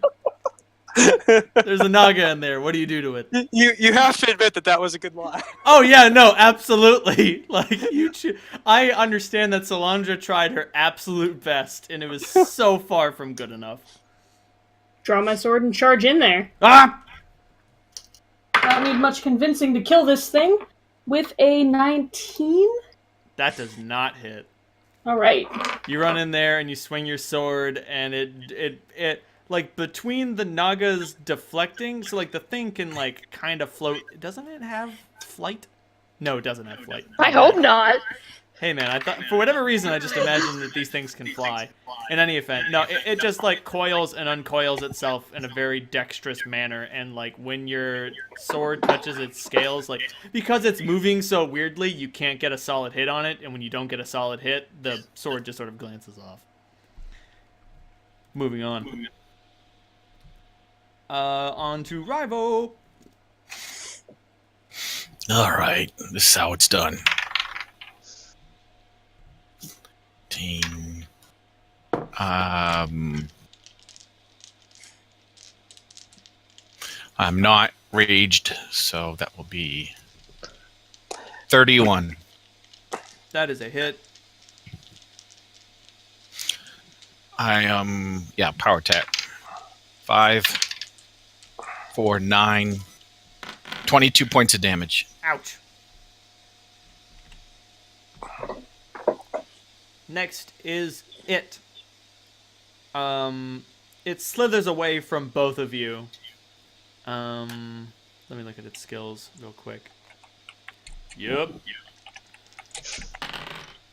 What are your combat maneuver defenses? Oh, sorry. Add 3 to that, Reynold. Oh. Done. It's a magic like.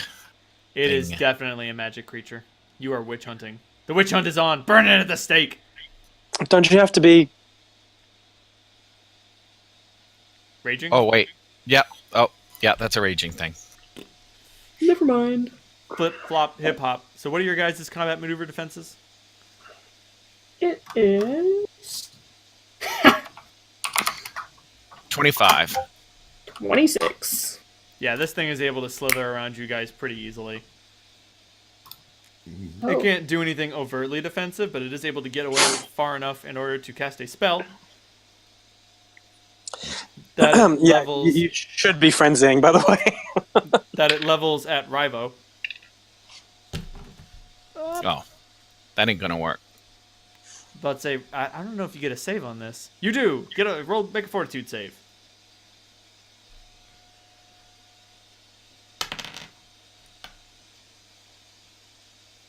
$27.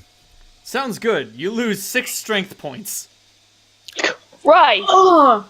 You don't want to know how many you would have lost if you had failed that save. I don't even know what that's gonna do to me.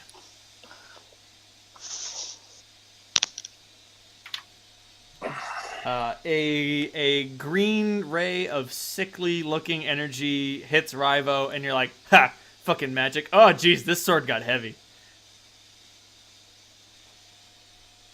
Like, obviously not too heavy to carry, but like, you ever pick up a suitcase that you think is empty, but is actually full, and you're just like... Anyway, on to Grub. And... That would be a ray of enfeeblement, I suspect. Yes it is. This thing does not have spell resistance. This thing is going to immediately regret that.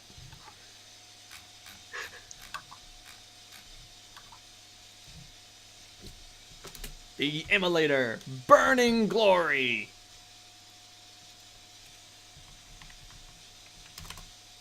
Can't use all your scorching rays in one basket. That's bad. Don't do that. What? Oh, okay. I do believe this thing just failed a fortitude save. Yes, it did. At which point, it immediately lights on fire. Like, there's no ignition. There's no ray of energy. There's no nothing. It's standing there. It casts the spell on Ryavo, and then all of a sudden, flames! And it hisses in terrible agony. Now, here's the real question. Does it have fire resistance? It does not.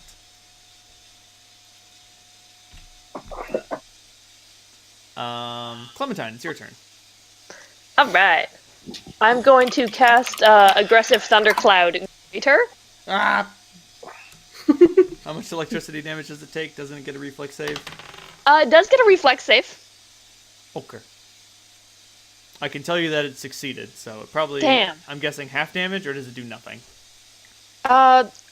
Reflex negates and fortitude negates. Yeah. So I think it does not. Let me look it up. Yeah, I'll show. Aggressive thundercloud. If it enters space, the storm stops, dealing damage. Okay, a successful reflex save negates that damage. Yep. Yep. And it... The sphere moves as long as you actively direct it. Otherwise, it stays at rest and crackles with lightning. It can be moved by wind effects and counts as a small creature for the purposes of determining how the wind affects it. Right. The fortitude save is only against a greater thundercloud, which causes... I would say greater thundercloud is the one I'm casting. Oh, well then. Then it makes a fortitude save, and otherwise is stunned because, like, this thing is so fucking loud. Well, I've got some bad news for this dark Naga. Yep, this thing just gets stunned. Like, it's able to, like, dodge the lightning, but as the first clap of thunder breaks out from within this aggressive thundercloud, it just, like, stands still as its literal lizard brain overcomes it. Let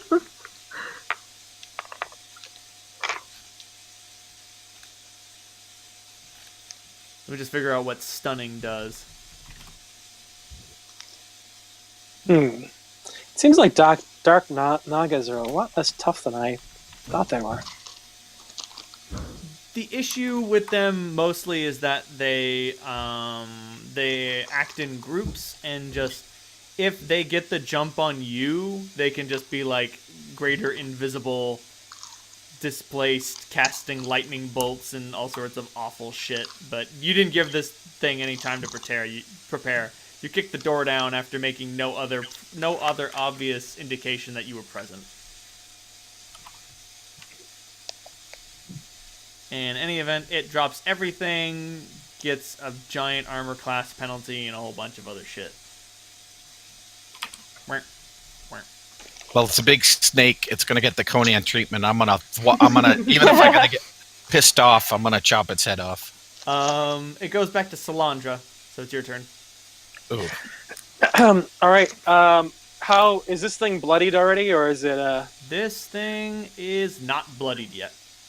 It's not bloodied yet. All right. In that case, I am going to step in, and since how far away can I do a 5-foot step and still do it have a full attack? No, you're inside the closet, and it's backed into the corner of the room. All right. So in that case, I will step in and do a spell strike with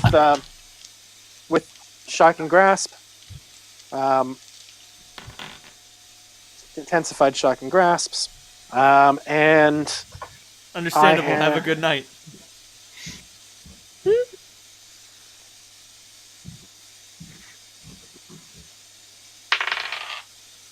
Oh, nice. Okay. Okay, and that is a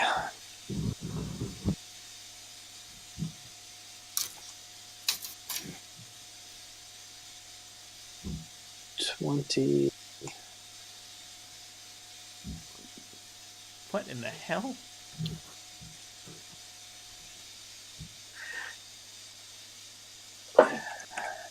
$24 to hit, That's a hit. and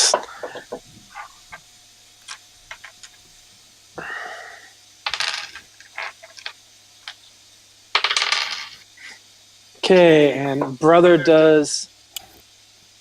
Hearing my echo. Brother does 13, and then I have the spell strike. Say that again. Shut up, Alexa.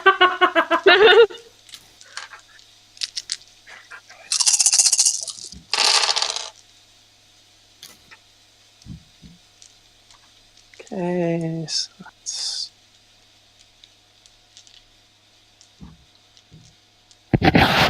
We should all get an Alexa and then train her to do our die rolls for us. Oh my god. So we could. That Alright, would be so- horrific. That's 13 points from brother, 36 points from the shock and grasp, so 49. Yeah.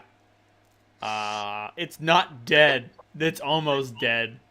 Like, it's looking around with bleary, unthinking eyes as it slithers slightly and is just sort of completely lost. Halt, just kill this thing. What do you do to it? Vital strike. Final strike!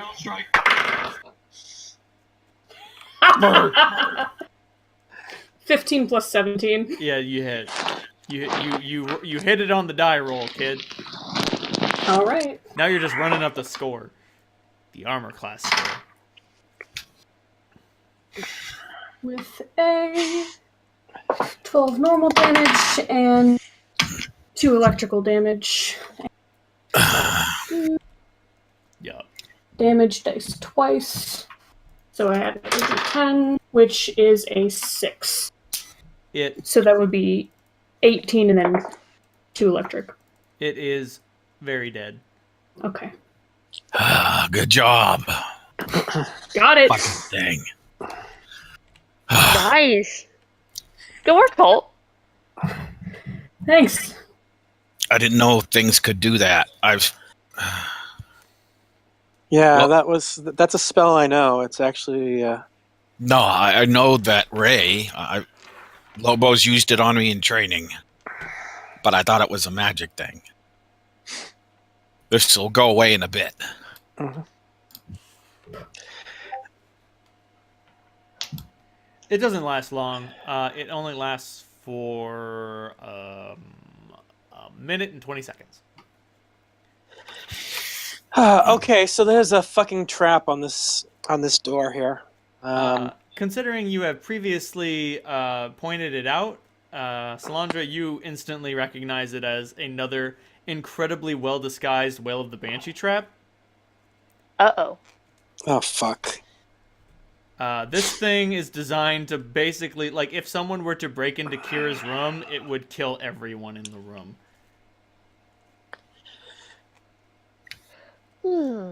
This is the only way in. It is the only way in. It only activates once, but upon activation, it will kill 17 creatures. If you guys trigger this thing, you will all get a fortitude save, and if you all fail, it will just kill all of you. Well, y'all back out. I'll open it. Don't be stupid. I'm gonna talk to Kira. Yeah, let's put our heads together and figure something out here. That thing's not gonna kill me.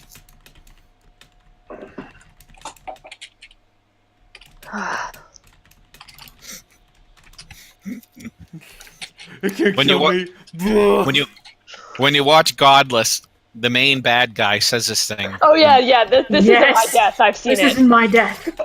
This ain't how I've seen it. Yeah, we watched the second episode today. Oh, it's Ah, fucking love it. Oh. All right. Fuck. This is gonna be embarrassing. Incredibly embarrassing. We can leave. No, I think. Oh, Holt, I- you've been waiting forever to play that, haven't you? I need Yes. I need fucking props. Oh, Rob. okay. What kind of props do you need? I can probably. I've got props. I walk over to the, I put one hand on Clementine. You'll do. I get down, kneel down on one knee beside Clementine, put one hand on her head, and then gently kiss her on each of her cheeks. Aw. Bless you.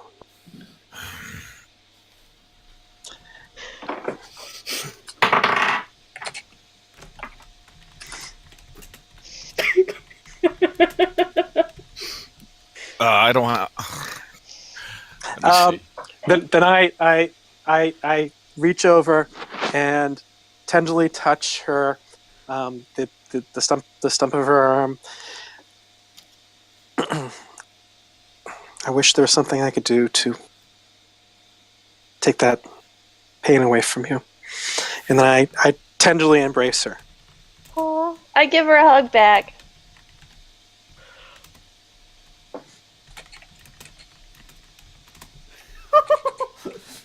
Oh, Dave, I'm gonna twist this knife.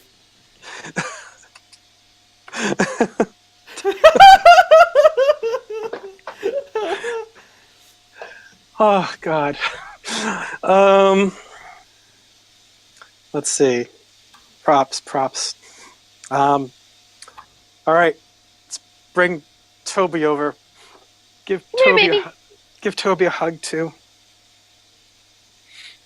Good. And where do you scritch the Toby? I Clementine, don't give him, her hints. Oh, okay. I give him a scratch right beneath here on his neck.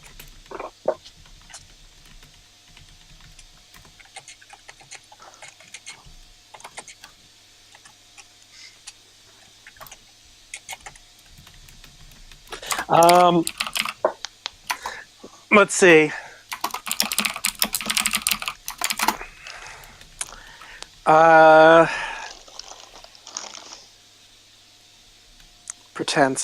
Pretense.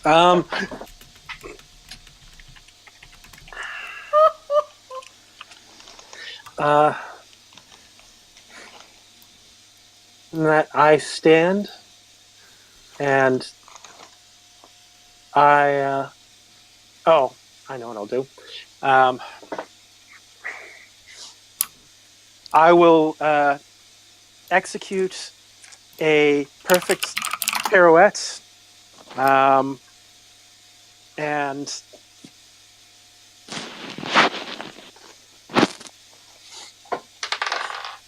actually, it was actually a pretty good pirouette.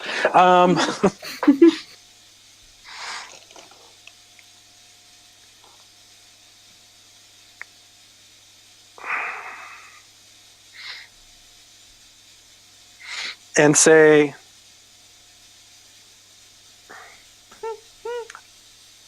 I am blessed to have you all as friends. Oh.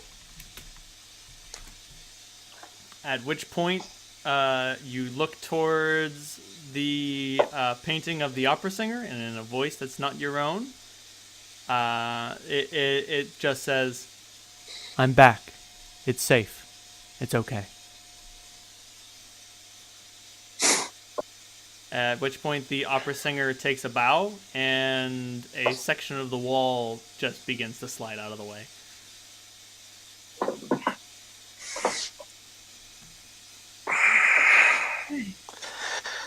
Oh, Good fuck. work, Solyndra.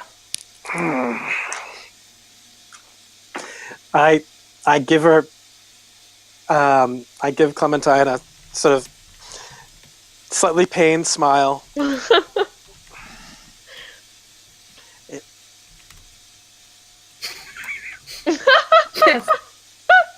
This is my what the fuck look. What the fuck? Cares about showing your fucking emotion. I think it's sweet. Oh, fuck. Very, very sweet.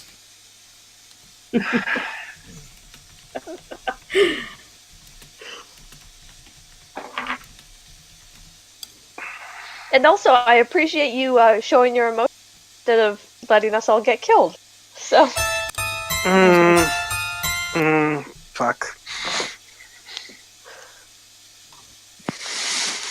Yeah, it generally takes threat of death. I need a fucking cigarette.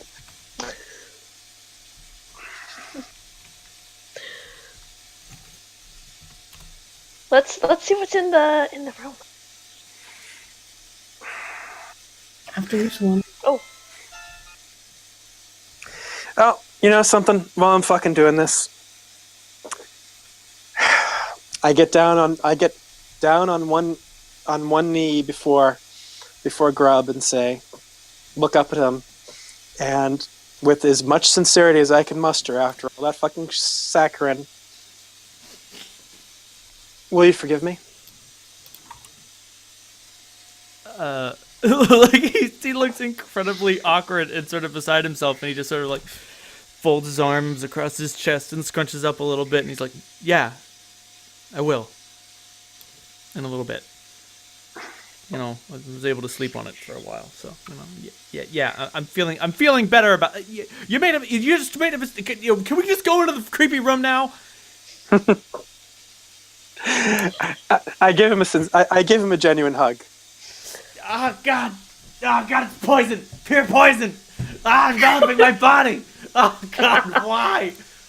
As he goes limp in your arms.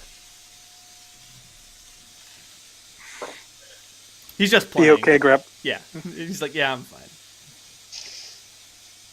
As he stands his gangly body up.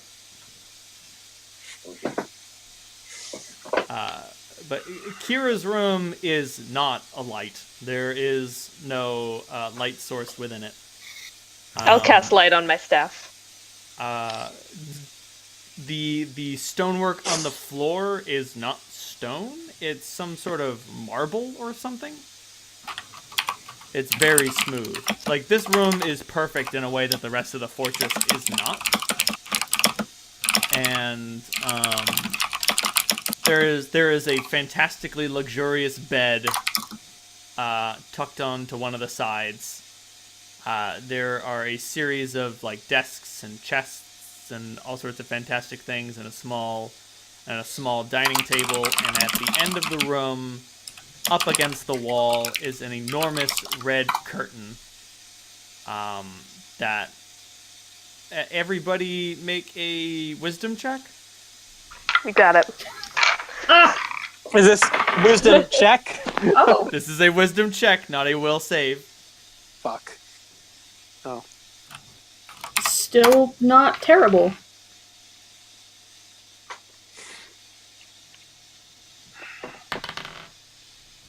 Oh. Woo!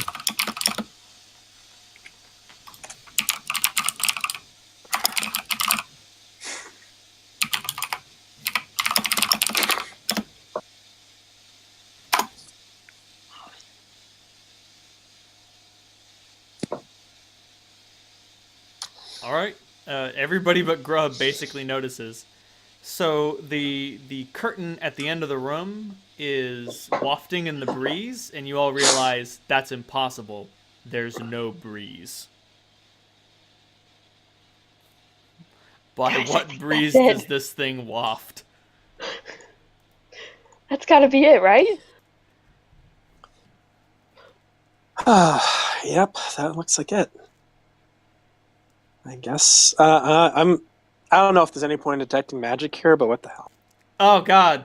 Make a will save.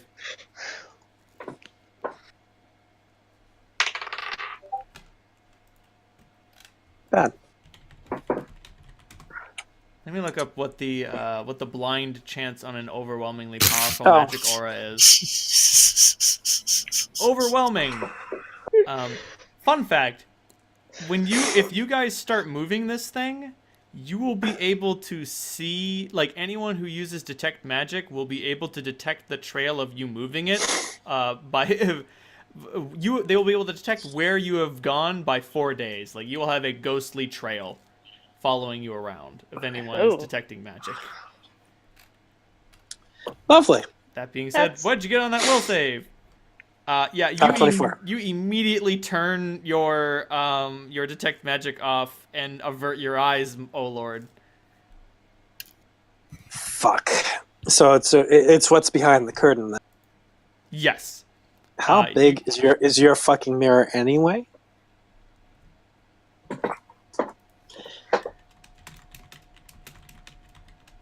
Like, you can't, you are unable to tell by detecting its magical aura how actually large it is, because it's magical. Like, you went from, oh, this room is being lit by Clementine's light crystal to, oh, fuck, why am I staring at the sun? Why is this vagina filled with gears? At which point you suffered terrible pain and averted your eyes, oh lord. All right, let's take a look behind the curtain. Who takes a peek behind the curtain? Or do you guys just, like, rip the curtain down all dramatically?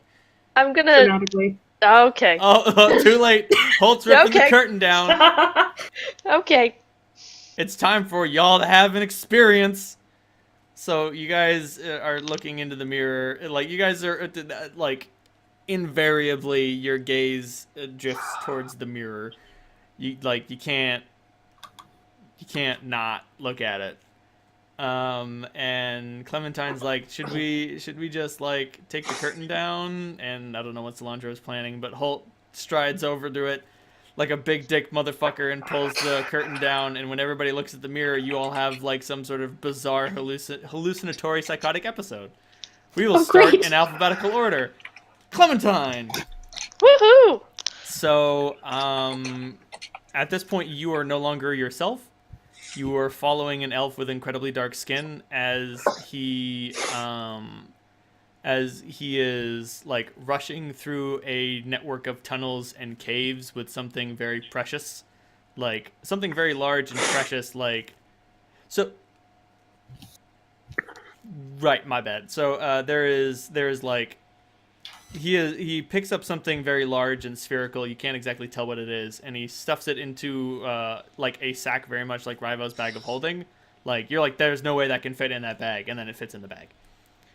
And just like, you don't even see his face. Like, you can just sort of like see the obsidian skin on his hands as he picks it up. Everything is just sort of from the waist down, and it's just like a long series of running through like innumerous tunnels as he slides through other tunnels and hides through little byways, and you can hear the stomping, lumbering beasts of something awful and terrible chasing him. And like, he runs for minutes, hours even, and eventually he comes to another incredibly well-lit cavern, gilded and laden with gold, and as the crunch of treasure, as the treasure under his feet crunches, you can hear the smile on his face as the figurative camera goes up to look at him, and you see someone who looks not very much unlike yourself as he pulls what is obviously a dragon's egg out of the sack. And he says, "How much would this be worth to you?"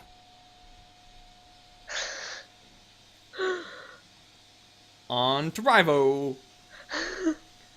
So, you are suddenly back in Connor's throne room, and where had once been where there had once been decay, opulence, and entropy, things aren't great, but they are getting better.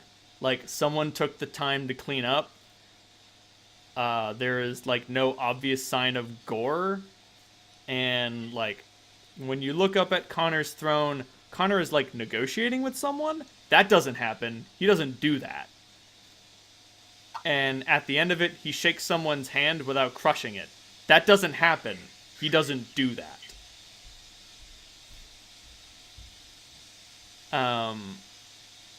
But it's clearly happening before your eyes, and you're not exactly sure what the catalyst is that brings this about, but you have a vague suspicion. Halt! Yes. You remember that little whorehouse where that incident occurred? How could I forget? Exactly. You sort of, like, follow yourself through the night, and it's an awful, painful experience. You're like, no, why am I in this train wreck? Why is this happening to me again? Why? It's like watching a car crash in slow motion that you can't stop but know how to prevent. And, like, you don't even remember the girl's name. Was it Candy, Susie, Blaze, whatever. You're rocking your giant's heart, and she takes you up to her room, And yup, you have a wonderful time, and this is around the time where you black out, except you get to see and continue as like a semi-conscious Halt continues the act of coitus until she's like, oh, nope, you're unconscious. Okay, all right, I guess we're done now, and you just start snoring. At which point, some of the Duke's men come into the room, and they hand her a coin purse and just tell her very succinctly, like, you should go. And she's like, okay. At which point, a one of these magical sacks is produced, and a bloody corpse of a rather similar-looking prostitute is produced from it, and like placed in the bed next to you, as like other blood and gore is spread around the room. Solyndra, there's someone very familiar climbing a mountain. Her back is to you. The cold is frigid. You can see that the only thing that is keeping her going is like her magical power. She's using magic in order to fend off the frigid temperatures, and she's just climbing the stone with her bare hands. Like she gets accosted by some sort of bizarre large spider-like creature and shoots a lightning bolt at it that's so powerful that it makes you like blush, because you're like, man, I wish I could shoot lightning bolts like that. And she spends just like an incredibly long time climbing. It's a near eternity of climbing, and like zapping these creatures and keeping the monsters at bay through labored breathing. And like you can see as she like is about to reach the peak, and you're like, oh no, what terrible thing befalls her? Where is the tragedy? And all those fears are put aside as like she gets one leg over the top and then gets the other leg over the top. And then like the camera shifts view from behind her to in front of her, and although she is bald, it's your mother. And you realize instantly she cut off her hair because it would have gotten in the way in the climb. And like before she can spend too much time celebrating, like a bright light shines on her from someplace else, and before you can figure out anything else about what's going on, she's enveloped in that light and disappears. Does that seem to be the mountain? That's the mountain. Fuck. Solyndra's mom is climbing a mountain. Why is she climbing a mountain? To conquer the mountain. To envelop that mountain. To be the mountain. Nah, you can't be the mountain, but you can beat the mountain. In any event, you all sort of come to unaware of each other's visions. And there is the mirror. It's plain. Was that a real fucking good idea, Holt? Oh. I'll go and reach for the mirror. Holy shit.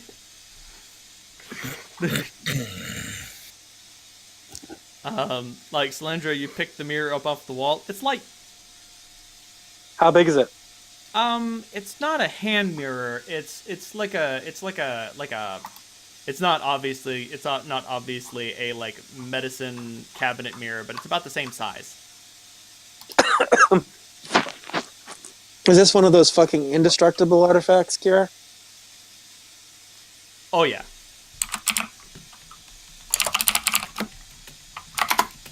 Good, we won't have to worry about dropping it. Well, we should have a talk.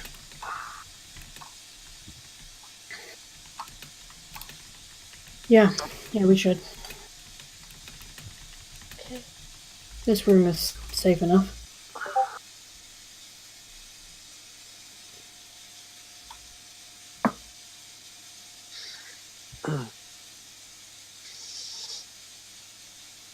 Clementine sits down on the floor because it feels really weird and impolite to think about sitting on the bed. It is weird. Solyndra goes and sits in the bed.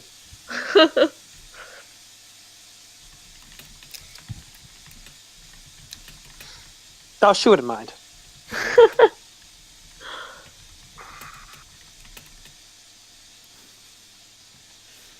One moment.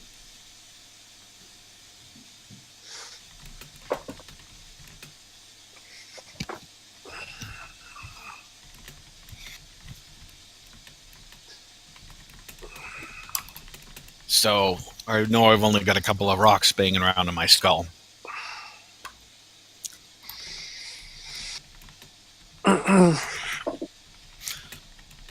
But I imagine we all saw something different.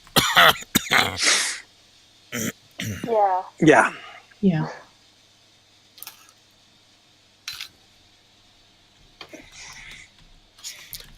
Well,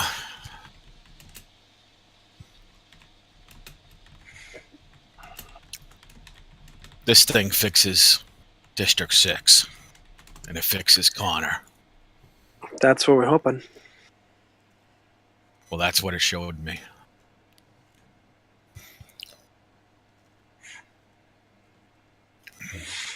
I know Well, it probably promised you all something else. Didn't show me District 6.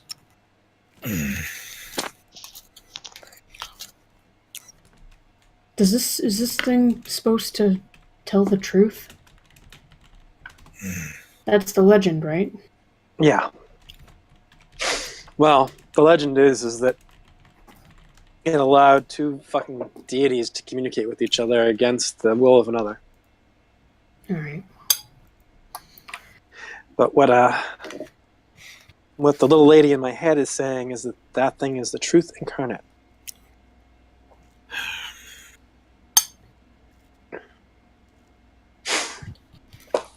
So, Then.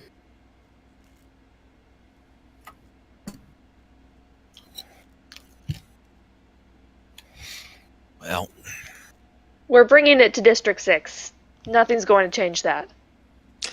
so that's good. I'm not Just- sure. I'm not sure how safe it's going to be to tuck a artifact of this power into your bag, Rivo. So I think I'm going to keep it close. Grub points at you and says, "Yeah, gotta agree. That's gonna be a great way to get it ethereally filched." Yeah. So I'm not sure about the rest of you touching this thing, or if it's going to have anything. No interest. So I'll We strap can it wrap on my it back back. up in the curtains. I can just slip it, into the pack here. I mean, you could also use it as some sort of weird weapon, just like hold it up to something that's trying to fight you, and just like they suddenly realize, oh, my mother never loved me enough. I really need to get that sorted out. Yeah, that's not at all like using a nuclear bomb to clip your fingernails. Nope, not It, at all. it works. So, Those fucking fingernails are done. They're so clipped, you'll never have to worry about them again. so Rye kind of looks at the ground and then looks at Solyndra right in the eyes. So you're good with that then? It didn't promise you nothing? No, didn't promise me anything. It showed me something. Showed me something fucking important and fucking disturbing, but no promises. Same. And as far as I'm concerned, since the first time I found out what this thing was going to give Connor, I've wanted to give it to him. Now, do I fucking have a little fantasy about remorse making him absolutely miserable? Maybe destroying him psychologically? Fuck, yeah, sure. But if it fixes him and makes him into a nice dude, and he can live with the fucking remorse, then I guess I can live with that too, as long as it solves the fucking problem. And even if it doesn't, it's a good start. Yeah. All right. That's that's all I can give you, Rival. I want to solve the problem. No. I look at you in the face. I can trust you. You ain't lying. Nope. Since I went to that place, fixing it has been the first fucking thing in my mind. Even ahead of a lot of other things, but no.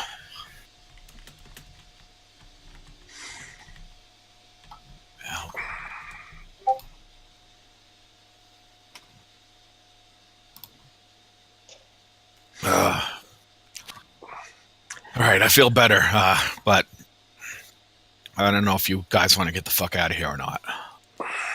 There's still something I need to do. Grub, you okay? Yeah, I'm fine. Oh, Christ. What did you see? I think I figured out what the mountain does.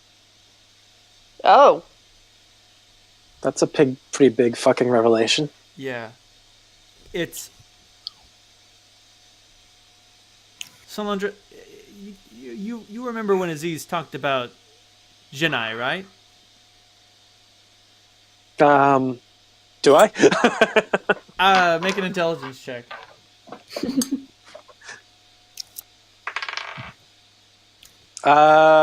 16? 16. Just Yeah. plain intelligence. I'd say that's good enough on plain intelligence. He's referring to, like, genies. Oh, yeah. Yeah. And he's like, Yeah, it's... You said they used to live in District 2, right? yeah, and if you found a magic lamp, it would grant you 3 wishes. But the thing is, those wishes had limits. They had rules. Even in the stories, you couldn't get literally whatever you wanted. Well, you could get fucked up really badly by trying. Exactly. Now imagine if you could get rid of that getting fuck up-ness. Step 1. Well, I mean, that's really the final step in arcane magic. It's where a real powerful caster can manipulate fucking reality. That's the reason why nothing's more powerful. No. Then there's a step 2. No rules. Oh. That doesn't sound like a fucking good idea at all, Grab. I'm not saying it's a good idea. I'm just saying that's what it does. I mean, that's what the mountain does. Yeah. That's why the creator built it. To some sort of potential machine that harnesses people and desires or something. I don't know exactly how it works. Not even I could figure it out. I was only there for a few seconds, but it just gives you what you ask. Fuck. Well, I always kind of suspected it, but now I know. That's what she wants. No. This thing's not up above. It's way down, deep below. In the hidden city, the lost city. Oh. So you're not talking about the fucking mountain the Chosen are on. You're talking about something else. No, I'm talking about the whole mountain, everything. Septemport. It's a wish-granting machine. So these fucking keys that we've been collecting let you get into that? Yeah. No. That's bad. You know something?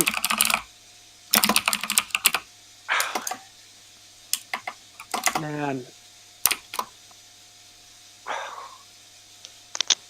Oh, fuck. That is...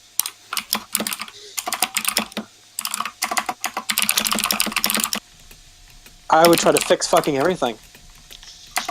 Wow. But just like... I won't even know if I want to see a world I fixed. That would be fucking disastrous. Right? Like... but like... Okay, let's go to step 4, or whatever fucking step I'm on of this explanation. What if the Dragon Emperor knows that? What if that's why he's coming here? What if this isn't just a conquest like any other? What if he's fighting for the whole fucking enchilada? I'm sure he is. I mean, the fact that he's in with the fucking Chosen already means that he knows more than we do. We have to assume that, right? I don't know. I don't know if they know.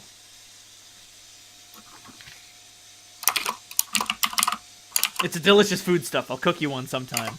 Do not eat Grub's cooking. Solyndra, the thing that guy makes cannot be considered food.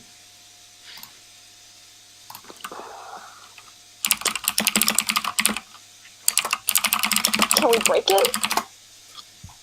The wish machine? I mean, Yes. you could conceivably use a wish to break it itself.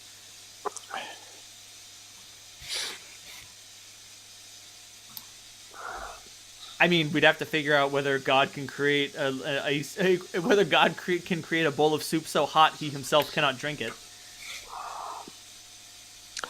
So is that what this all fucking comes down to? Is that the reason why she makes little air quotes, the good chosen men in fucking black put us together? I don't know. Are we a machine that's supposed to gather these keys together? I don't know. I don't know.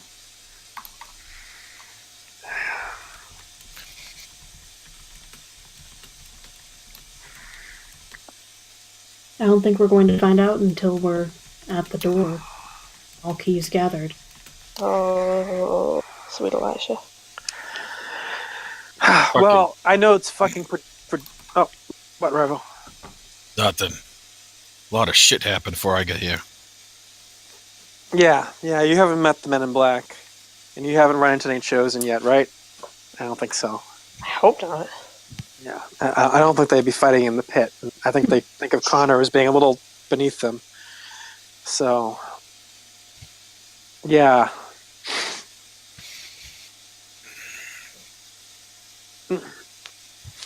Oh, fuck. Guys, yeah, I hate to say it, but we need to be more than we are now if we're going to be playing this fucking game. And I know that's probably predicted too, but if we're not, well, we're going to lose it. Yeah. Don't you, Dogo, and all of you should have. I think it's a fucking terrible idea for us to gather those keys together and go to that place. But I think it's a fucking worse idea for anyone else to be able to get a chance to do it, because at least we think it's a fucking bad idea. At least I think we all agree on that, right? Yes. Yeah, definitely a bad idea.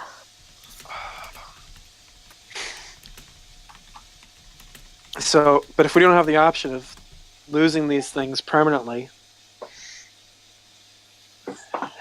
yeah, I got it.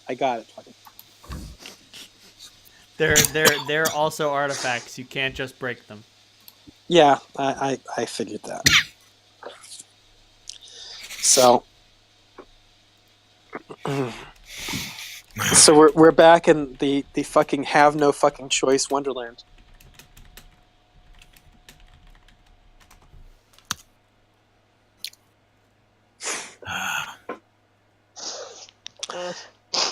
So we need to get whatever fucking help we can here. This place has secrets, has, There's an armory. let's fucking get a nice bit of information. Yeah, Holt, about that. What? I don't think you want to go down there. Okay, alright. Yes, I do, and I'm going to go there. No, there's... Clementine, like, kind of pats her little pouch of whisper, and it's like, no, there's so much shit down there. Clementine. It's screaming. Clem. Do you know who's in my head? I know what's down there. Or as well as I can know, being a non-magical dolt, but Gemma's told me how far is relatively safe to go beneath. And I'm not going to venture farther than that. You Well- shouldn't come with me. That's what I'm trying to say. You need someone to watch your back. I'll take Rivo. You should fucking take me. You've got the mirror. Yeah, but The mirror... Okay. I'm the only one who knows enough about the fucking magical shit. You do, but we can't bring the mirror down there. The things that are down there, they'd be able to... They'd break whatever is in their way to try and get it. You said that thing's like a beacon, right? Yeah, it is. It's so much intense magic that I can't even open my senses around it. So if you can't open your senses, and you're the one that has to hold on to the mirror, what use are you going to be to me looking for traps down there? Sorry, that was too much. Yeah, well, I'm still more fucking observant than you are, too, so. Ouch. Okay, I earned that. Harsh. Sorry. I had a little bit of a sweetness overdose earlier. Well, that's fine. Today's a day for truth.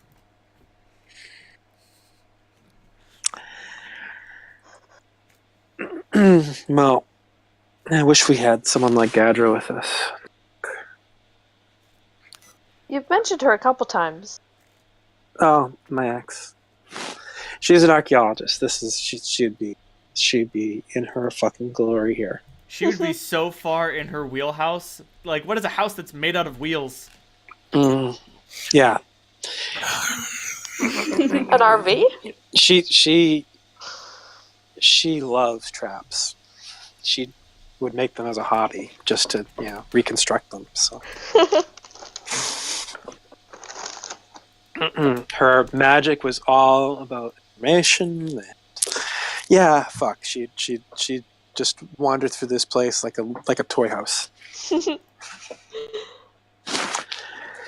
Fuck. Let's just retrace our steps back to the throne room. See if we've pissed off anything else. Well, we've got a fucking affect somewhere in between that we didn't deal with. Oh yeah. Yeah. I mean, it would be trivially easy to invisible past it again. It wasn't particularly observant. Well, Yeah, should we be leaving shit in here? Is that thing evil? It didn't seem all that bright, but is it, I don't think it's worth our time. it's not whether it's worth our time. We leave that fucker stuck in here? It seems kind of mean too. Well, hey. Content with what he's doing. I don't... Why am I the one preaching morality? No, Holt. Hey, that was fucking me. Oh. Yeah, they're dim-witted, usually, brutes. So yeah, I mean they're not exactly the kindest natured fucking creatures in existence.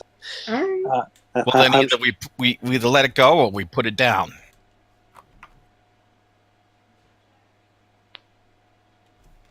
We'll move through. Kill it quick. Move on. Could just leave the door open for him. Well, Yep, and then I think what Rivo's saying is if we leave the fucking door open for him, fucking wanders out and kills a kid, then we're kind of responsible for that, right? You get the impression that if you open a door for that thing, it wouldn't even go through it. Like, you'd have to literally hold its hand. well, it may not have the sense. No sense. I'm just saying that was me. Where the fuck is that room? And if those things are evil, well then whatever. Oh, But there it is. It's nearby. That's the only reason he knows. Okay, great. So... I have just been informed. What's that GIF from with the Black Knight decapitating? Oh, it's from For Honor. That was the For vital. honor. That was the vital strike. That was for me beheading the Black Naga. Very nice. Thank you. That's from a game? Yep. Yeah, It's it was good until it wasn't. Yeah, it was pretty good until It's everyone dead now. got too good at it and it turned into a DLC machine and It did turn into a DLC machine, but the DLC was put in to try and save the game. The servers were shit. The community was shit. It shut itself down several times. Basically, it was a giant garbage fire with a brilliant concept and awesome combat system. the only issue with the combat system is that it rewarded defense more than attack. Fight me. Well, obviously, from that would be ideal. But anyway, yes. As Holt So was saying, there's a voice in his head. I've just been informed that on our way out, there's another room, 41. There's something in there that we might be able to make friends with. Oh, I love making friends. Oh, good. Oh, fuck. I'm not... What? Not... Making friends, not necessarily my forte. So just stand there and look pretty. I don't... I'm not fucking pretty. Solyndra, said- she remember says- today's the she day says for to- truth. She glances at the mirror, and it's like, I think I've had enough fucking truth for a while. Truth overload. Alright, well, I'm going that way. Yeah. Well, we'll do it. Come on. Unfortunately, the door between room 49 and corridor A has like a masterclass lock on it, and is made out of incredibly strong wood. I'm sorry, it's made out of stone. I'm sorry, it's not made out of stone. It's just made out of an incredibly strong wood. The point being, you can break it, but you can't kick it down. Where is 49? Oh, 49. 41. All right. So 41.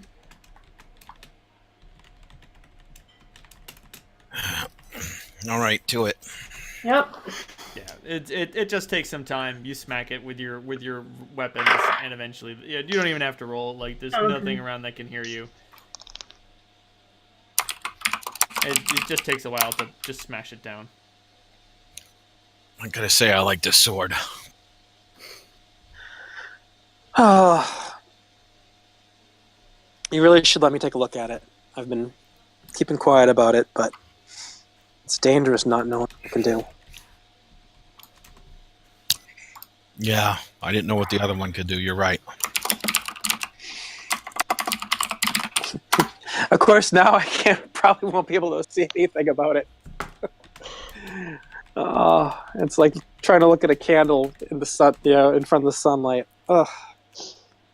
Yeah, like, now that that thing is safely in your pack, you can use Detect Magic, but you had better not, like, turn around too fast. All right. Once we deal with 41, I'll take.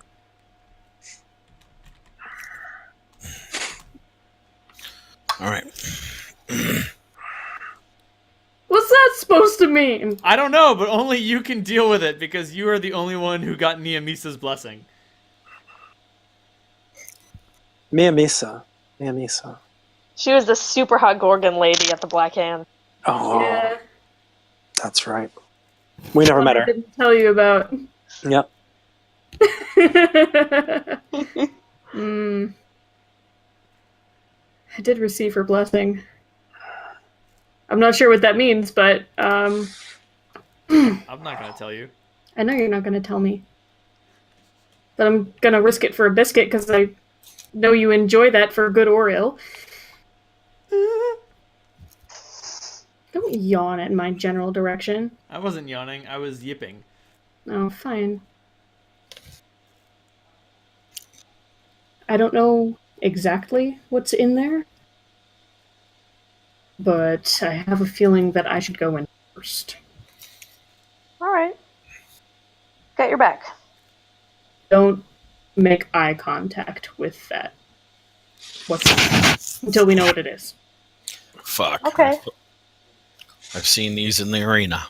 That ain't good. You like Rivo, you have seen a Medusa in the arena. It was a fucking stone bath. Like, you weren't fighting it, but it didn't take you long before you should realize, oh, I shouldn't look at that. Whatever it's looking at appears to turn to fucking stone. Half of the audience got turned to stone. And then Connor made a giant fucking terracotta army out of them somewhere in the desert that he promptly forgot.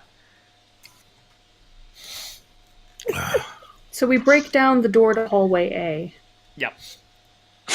And then the door to room 41 is stuck. That's fine. I'm going to knock on it. You hear a voice from inside that, hisses and ululates. Ekla, what do you want? I'm not Aqua. Then who the hell are you? My name is Holt. And if you want, I can help you get out of this room. Are you stuck here? I mean, I can leave whenever I want. It's just a matter of convenience that I remain here. Matter of convenience. Convenient For me. You like being stuck in a tiny little room for unknown years. How do you know how small the room is? How do I know the way out? So you're just gonna open up the door and let me go? That would be a very nice thing to do, wouldn't it? You're saying that you want to leave? I would like to leave, yes, but I don't understand who you are or why you would allow that to happen. I'm just a human who's looking to do another sentient creature a turn. Just a human, eh?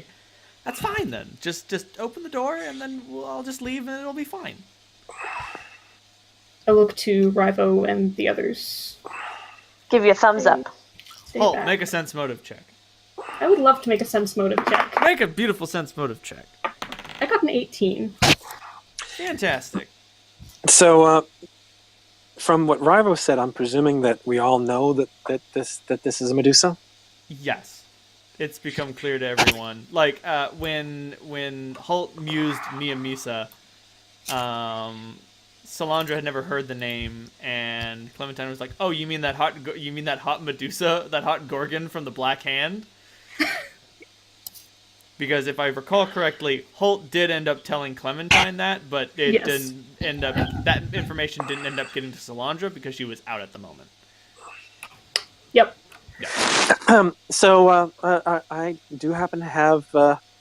Well, sometimes nuclear weapons aren't the worst idea in the world. Oh Jesus! No! Do not use that mirror. Do not copy that floppy. In any event, Holt, you used your keen sense of detective engineering to Intuition. realize your intuition to be like, number one, this Medusa is probably lying, and now that you've revealed that you're human, she's like, oh sweet, I'm just gonna petrify this motherfucker and then leave.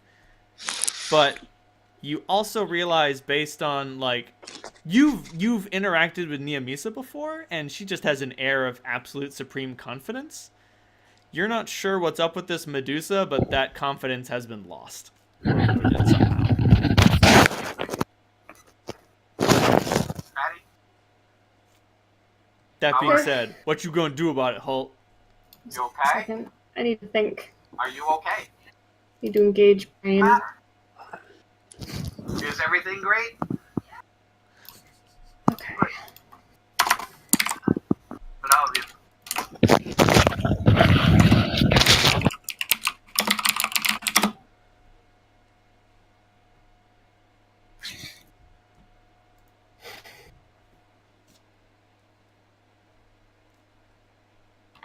I'm trying to open this door, doing nothing of the kind. It's kind of stuck. You are correct. It is stuck. Is that what you say into the door? Yes. I'm not actually trying to open it yet. I have, like, my hand up, but I'm not giving it any sort of effort. Well, you will have to open it. I am incapable of doing that. Are you chained up? No. Bless you, monster. Okay. Like, you realize that, like, she is using every bit of, like, ambiguous phraseology to not admit that she is tied up. You said chained, and she was like, not chained, and you're like, oh, so it's something else. Okay, very well. That being said, this door is actually stuck. Not only that, but it's very stuck. It's very stuck. It's very You know, stuck. it just occurred to me there's a really, really good way to handle a Medusa. Which is? Throw a ton of grunts up against her. So you have like 20 people mob a Medusa. She changes them all to stone, and then she's trapped. I mean, she can slither around them or over them. Maybe. I mean, slowly. I would count it as difficult terrain. Mm. And hey, you have a bunch of sweet statues.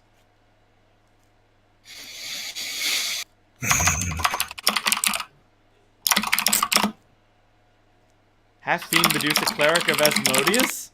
Holy shit! Anyway. What's the plan, Holt?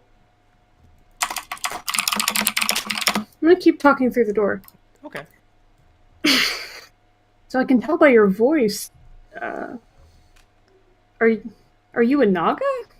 You've seen a few in this place. I am certainly not one of those inferior reptiles. Oh, I'm sorry. It's Human, fine. remember? You can't see me, so I guess I won't hold it against you.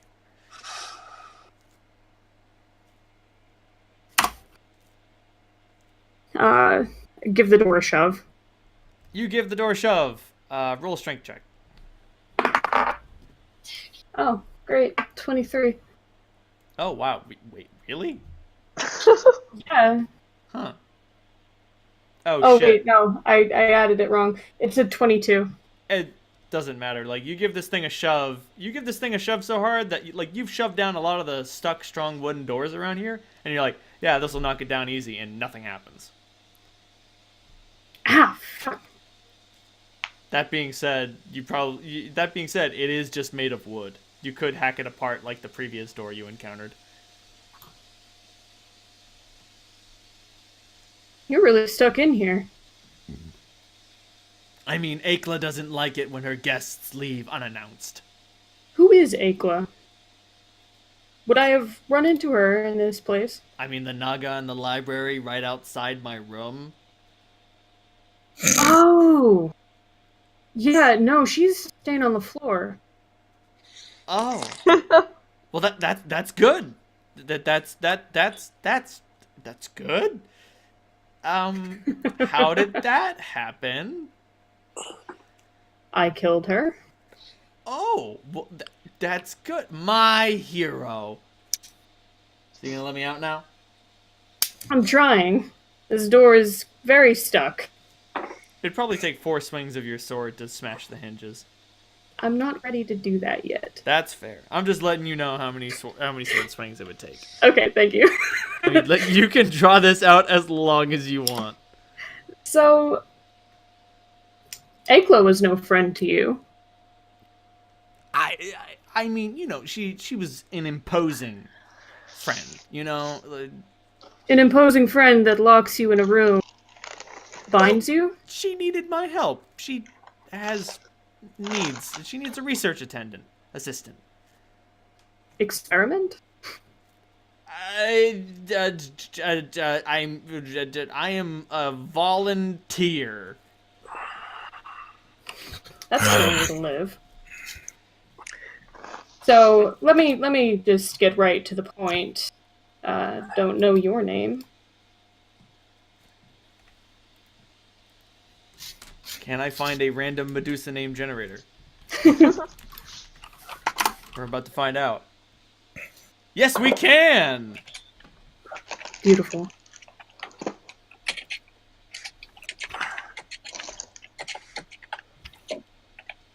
I'm Riate. Riate.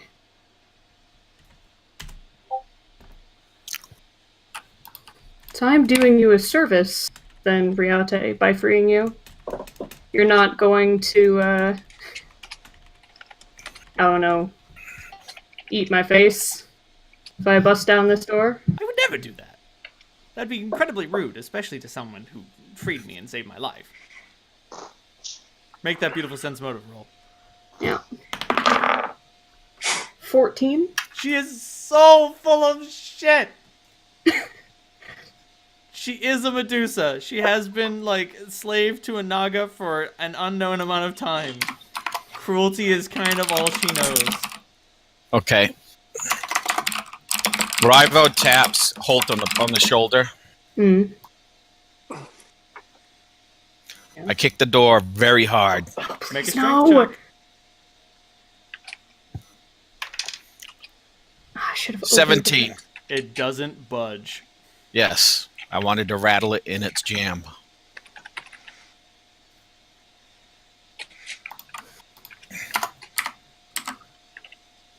Seems like the door's stuck. I've been in here for quite some time. Oi! We've had enough fucking about. You're either gonna play nice and slither out of this fucking place breathing, or we're gonna put you down like everything else that's been in here on the day out as we walked in here. Tell your friend I don't appreciate his tone. We're doing you a favor by coming in here and talking, and all you're doing is running your mouth. He's not the most, diplomatic sort. Yeah, doing me a favor. Even if you free me, you might get me killed. I don't think so. We've cleared a way out. But that also means that we're in... Unless you can convince me that you're not going to me, my friend, then we'll just leave you here in this room for however long it takes so you can be a slave for the next thing that comes into the fortress.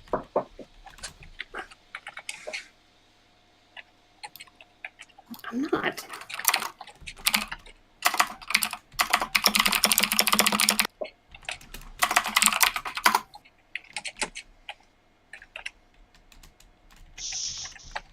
I told you, we've dealt with one of these at District 6. Let me at her. Stop it. Back off, Rivo. Don't scare her. Thing's too stubborn to even realize we're trying to help her. Fuck it, let's just go. Get back. I'm gonna have the door open. 1, 2, 3, 4.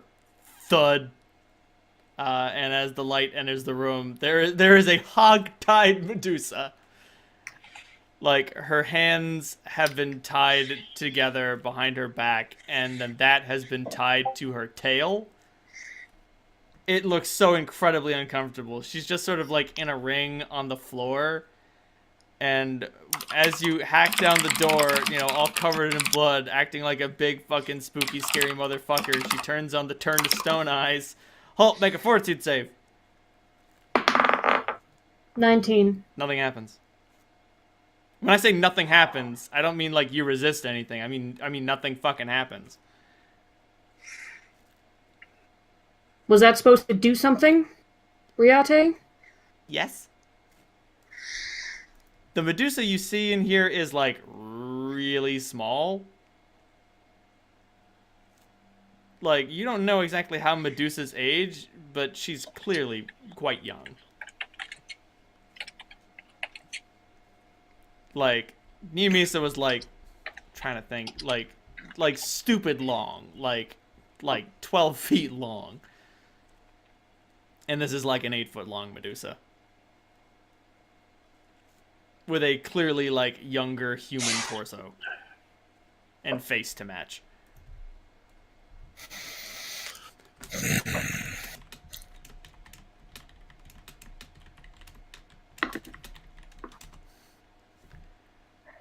I'm gonna kind of poke my head in next to Holt.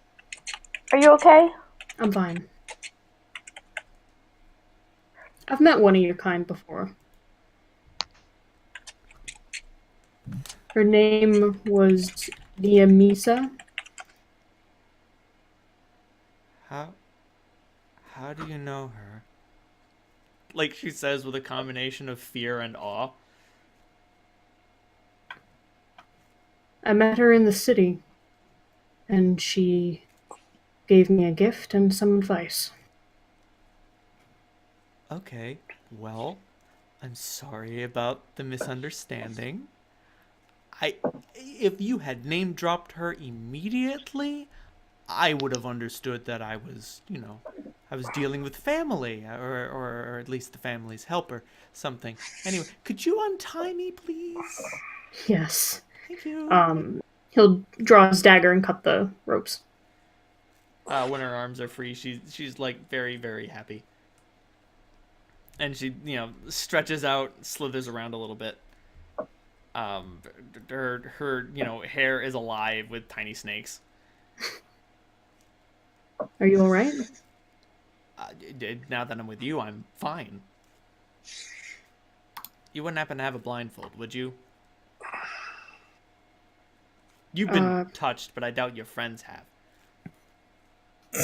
Holt will cut a piece off of his cloak. Sounds good.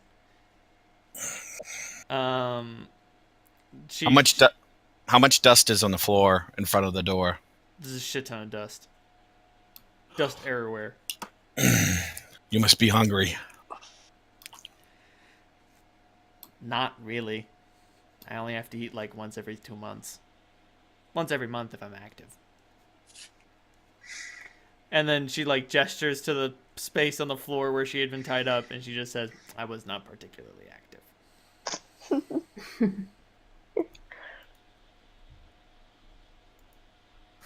Clementine gives Toby a subtle shoo away. Just in case. Unfortunately, this Medusa is not large enough to consume Toby whole. If she were one size category larger, that would be possible.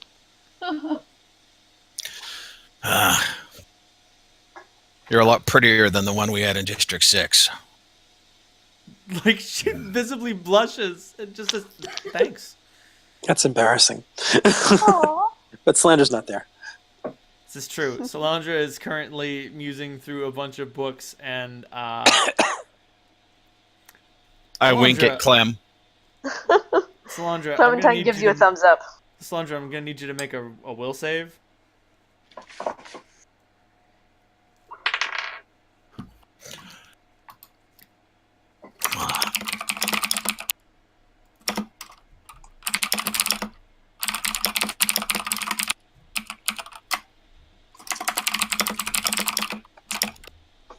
Okay.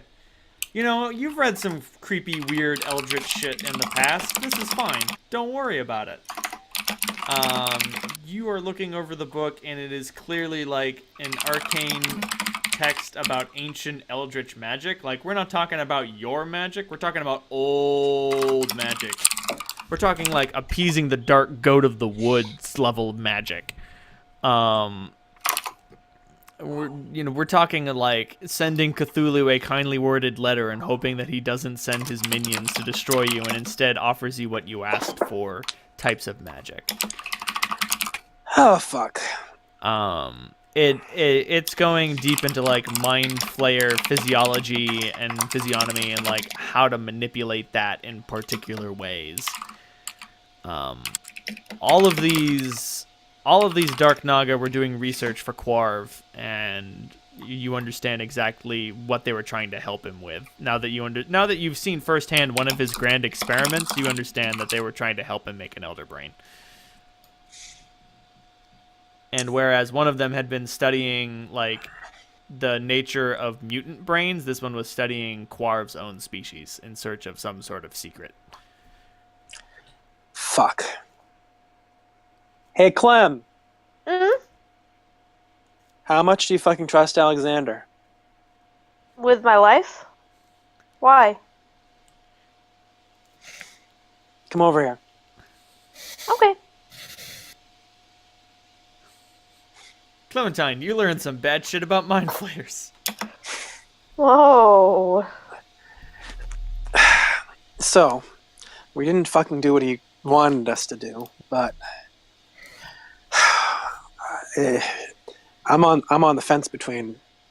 I've never destroyed a book, but this is fucking dark shit. This is knowledge that somebody should have, probably, because if I understand what those fucking things can do, I mean, they could really do a number on this world if they ever came in big numbers. I mean, if I understand it correctly, they could have turned us all into. It could have turned us all into more of them. I mean, now that you look at it, like, that's what they do. Like, the way that mind flayers work is they're kind of like an invasive parasitic virus. Like, they go to a new world, they check over the people of that world to determine who is fertile soil and who is infertile soil.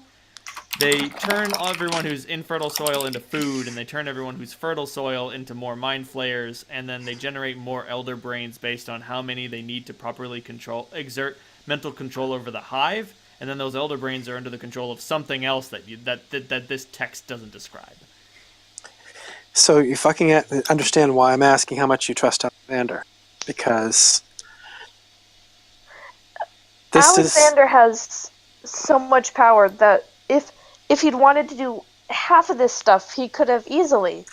No, what I'm saying, we could give this to him if you trust him enough. I trust Alexander with it, but I don't trust the district with it. I mean, Alexander has described that there is a forbidden section in the library that's just like that's where books go to die. They don't get destroyed, but they go there. They go to a place where they can never hurt anyone ever again. So I've never fucking destroyed a book in my life. This shit has me on the fence. And I don't really want to leave it lying around for anyone. Not that anyone wandering through this fucking place is just as likely to be. Yeah. So I think we should. I understand you not wanting to destroy it, but I think we ought to. It's either destroy it or bring it to Alexander to look through and then put in the forbidden section of the library. And we're going to be tracking through all of Septemport, and if someone goes through one of our bags, and it's too risky. well, it's not like any fucking person can read this stuff. I'd toss a cigarette on it. So the big question that Solyndra has is, can this stuff be used to protect against these types of things? I mean, is there an upside to this knowledge in terms of I mean, it's the reason why you don't throw away diabolic texts, because you kind of need to know that stuff sometimes. Because it dictates the nature of the Mind Flayer hive mind and their order of operations, it could definitely be used to help predict their movements in the case of an invasion, for instance. Like, if you were able to, like, if Mind Flayers showed up, you'd be like, well, they're weird fucking looking squid people, let's just shoot at them. Or, you know, let's not shoot at them, let's see if they come in peace. If someone had this book, they'd be like, oh, nope, they're bad, kill them, blow them up, fuck it. Get your mind shields, if you have them. Is there anything detailing how to make mind shields? No, but I mean, like, you could conceivably, like, reverse engineer some brain notes to figure out how to make those. Or even understanding that they are psionic instead of, like, purely magical. Shit.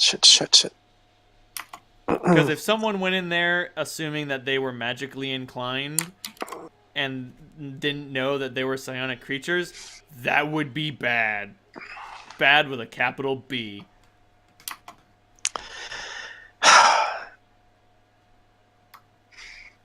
So, we burn these up, destroy these notes. What if more of them come and we don't have the knowledge to fight them? Well, I mean, Solyndra, you technically live forever, so, like, as long as you're still... Just never die. Just sit in your fucking old lady chair until you're 2,068 years old, and then when the Mind Flayer mothership comes, you'll whisper through cracked lips on a hairless head, "It's time."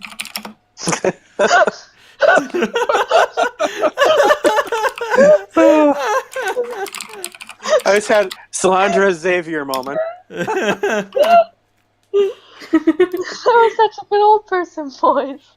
Oh. Ready to be an old man. Filled with regret. Waiting to die alone.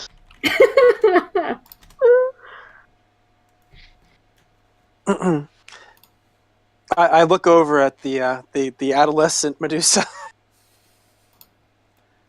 She's got a blindfold on. Like, her snakes are guiding her around on top of her head, and she just waves her hand. It's like, "Hi, I seem to have walked in here during an awkward moment." Oh, fuck, I forgot they were going to find you. Yeah, just discussing... did you work on these things? I, hold the book. No, not really. All that magic stuff kind of goes over my head. I was here for a more personal reason. I don't want to talk about it. Okay. Okay. Not creepy at all. All right. Solyndra, this is Riate. It's nice to meet you. Like, I'm glad you're alright. She sniffs and she's like, "Half-orc, human, halfling, elf. Yup, seems like a bunch of adventurers. Oh, and a goat? Alright, fine. I guess everybody needs a mascot." He's not a mascot. Well, Grub he's more leans, than a... Grub leans down and he's like, "I got some bad news. A goat's a mascot." He's more than just a mascot. You're not so certain, as Toby bleats agreeably. Like, you're like, "He's not just a mascot," and he's like incredulously, like, "Meh."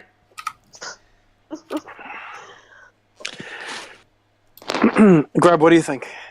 About what? Books. Oh shit, yeah, no, nah, I keep them.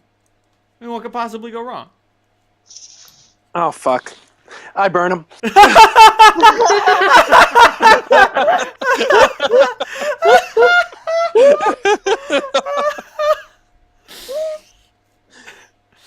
For the record, Grub has 7 wisdom. Oh. I'm sorry, my bad. He actually has 11 wisdom. He has 7 charisma. In any event, yeah, no, burning those is probably a good idea. You leave the room, close the door, light a tinder twig, toss it on the pages, and then cool gals don't look at explosions. They go into the next room and they walk away. Wow. That was fucking hard. Oh.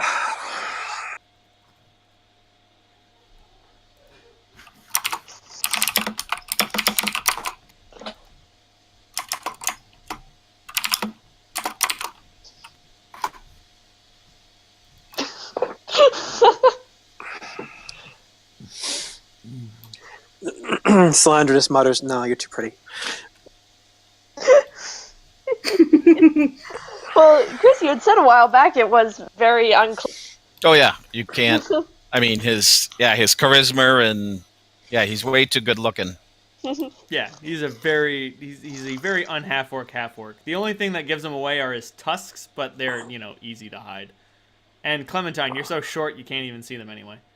Exactly. It's like anyone that's over, I think, 5 feet tall, she's just like, wow, they're extreme. Wow, huh? That's a person.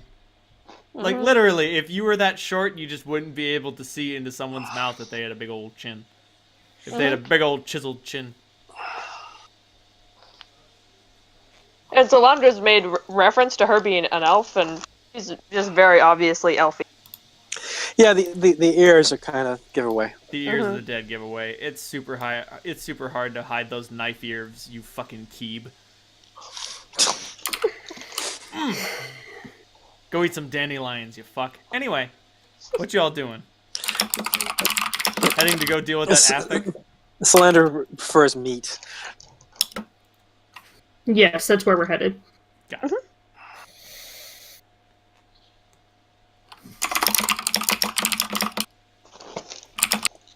What the fuck? Why does a Medusa have 10 ranks in disguise? What the fuck is it gonna pretend to be? A different Medusa? What the fuck? Here's a funny thing, though. Are these Medusas with serpentine torsos, or are these walking Medusas?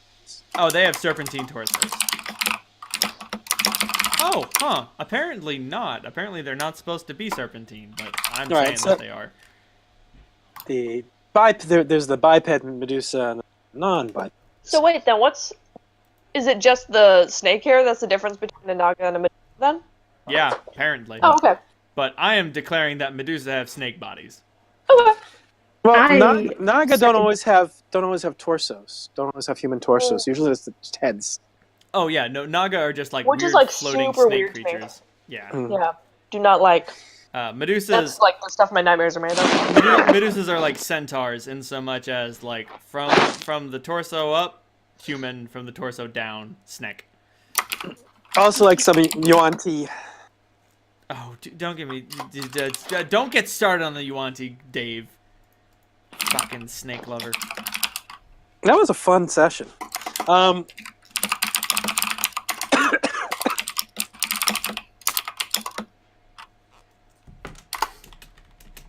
But Chris managed to hold off the Type 5 demon incursion. Nice work.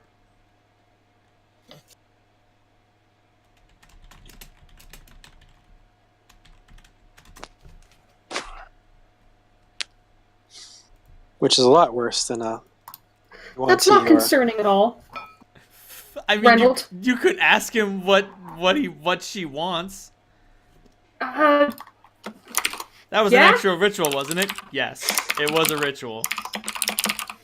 I'm not her prince. I think you misjudged what she has in store for you. Let's just come out and ask the big questions then, won't we? Good. Don't beat around the bush. Gemma hates that. Clearly! I mean, Dogo loves it, so, just saying. Just saying. Different gods have different tastes and likes. We live and we learn.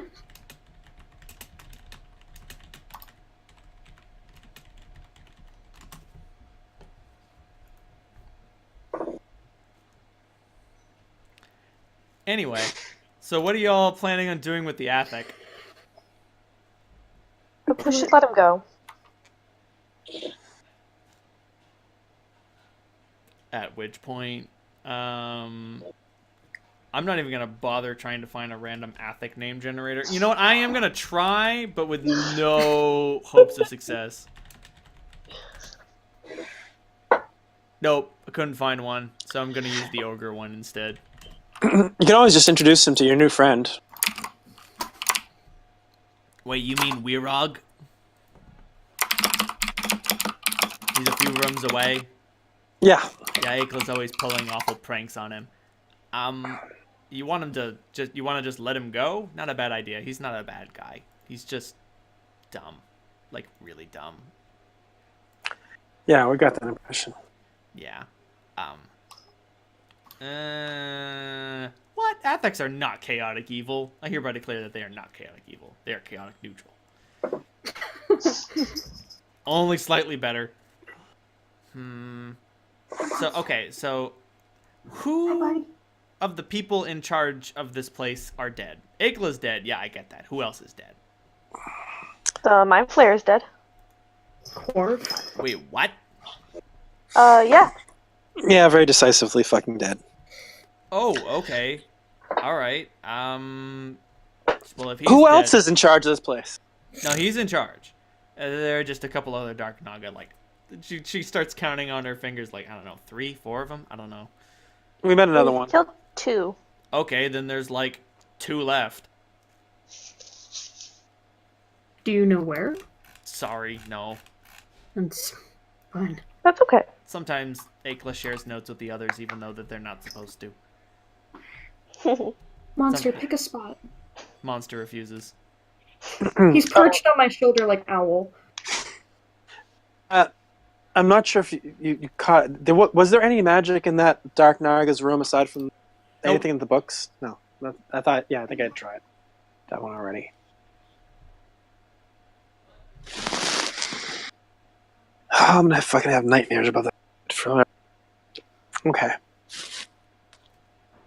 I light up a cigarette. I take a long draw, and I look over at the Medusa, and And she sniffs, and she's like, "Could I have one of those?" I pass it over. Oh, thank you. It's been so long. Like, her snakes wheeze a sigh of contentment. And little puffs come from each of the little mouths. It's so weird. It's so weird, dude. How does that even work physiologically? You get the distinct impression that it's purely a magical expression. Here's a fun fact. From a length of 30 feet or greater, you can't tell that a Medusa is a Medusa. I think that the ones that you have with the snake body, you can tell. Nah, if you're just too far away, you just can't tell. Yeah, they wear long skirts and just kind of tuck it away. Like the Princess Diana kind of train. Sort of. And like obviously, if you get close at all, you're just like, oh, hello. You have snakes in your hair. Snakes for hair. Snare. If you will. Get out. In any event, Riate remarks, I could probably convince Warog to leave us alone. He's devoted, but if he hears that Quarv is dead, I can just send him away. None of us set off the traps. Oh, hey, yeah, heads up. None of us set off the traps. Okay. Well, I would appreciate you talking to him. Yeah, I can do that. I got that. Also, does anyone have like a knife or something that I can use? I feel kind of naked out here. Holt gives her his silver dagger. Sweet, thank you. Ooh, very fine material. She sort of like tucks it into like she like the snakes in her hair are prehensile. They can hold small objects, and like 3 of them grab hold of the knife, and they can like toss it to her. It's weird. I was fucking thinking of learning that trick. Alright. What, living hair? Definitely go for it. It looks great. Thank you. In any event, do you guys head back to room 21? It's like the Medusa have like a New York accent. It's kind of weird. I don't know. It just happens. She makes me think of Peridot. Yes. That's kind of what I was going for, especially because she's a younger Medusa. Yeah. And color scheme. Yellows and greens. Definitely. Like, Niamisa is, like, much more sort of, like, royal colors. Like, she's not bound by normal snake colors. She's, like, purple and weird. Also, by the way, did you get the message that I sent you? Oh, yes, I did. Yeah, Kev's been freaking the fuck out about it. Okay. Maybe you should give me a physical description of her again. Of For a reason. Niamisa? Yes. Okay. Got it. Put that on the hold broiler. Save that shit as a .fla For later. Anyway. So do you guys head back the way you came to Yeah. room 21? Mhm. When you get to the door in between room 16 and 21, she's like, just let me handle this. Thank you. After you. All right. And she opens up the door, and like, there's a very long conversation. It's just like, Rote, what are you doing here? Hey, we're off. Hey, yeah, Quarf's dead. And he's like, what? No, Master's not dead. And she's like, yeah, he's pretty dead. Akla's dead. I think Naganga is also dead. Like, there are a bunch of adventurers that are tearing through here, and like, they don't want to hurt you. And like, where I was like, well, if they killed the master, I'm gonna kill them. And she's like, no, the master's dead. You don't have to do anything for him anymore. And he's like, what? And she's like, yeah, if he's dead, you don't have to do anything for him anymore. And he's like, huh. So, if someone tries to make me do something and I don't want to do it, I can kill him? And she's like, yeah, I guess. I mean, I'm not gonna say no, but I'm not gonna say yes. And he's like, huh. Okay. So yeah, you should probably just go. It's fine. Where would I go? Just leave. Who cares? Just go anywhere. Just leave. You can go wherever you want. Haven't you ever wondered? Do you remember what it was like to be outside? And he just takes a moment. And he's like, yeah, I do remember. And he's like, wasn't it nice? And he's like, yeah, it was pretty nice. And he's like, then just go. Just go outside. No one's gonna stop you. I look over at Clementine. You realize he's probably going to wander into one of the fucking traps, right? Oh shit! The monsters don't set off the traps. Oh. Don't ask me why. Don't worry about it. If you have a place with this many fucking traps, like, there's got to be a trap pass.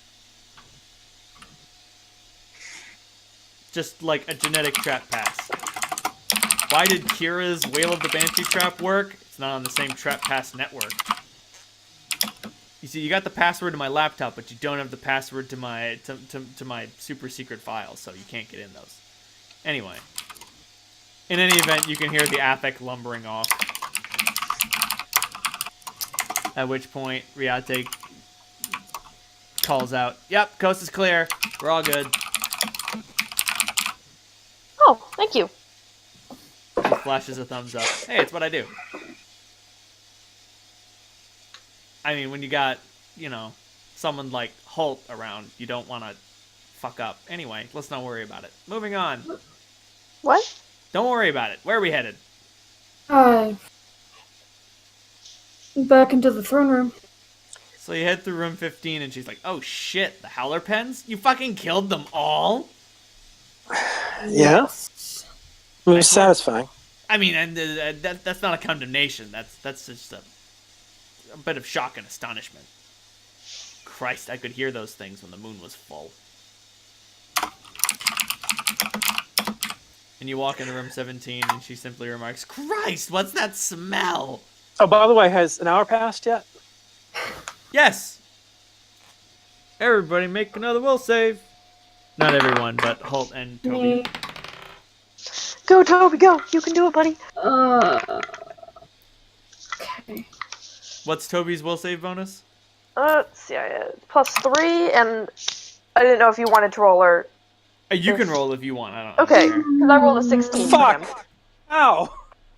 Fuck Ouch. off!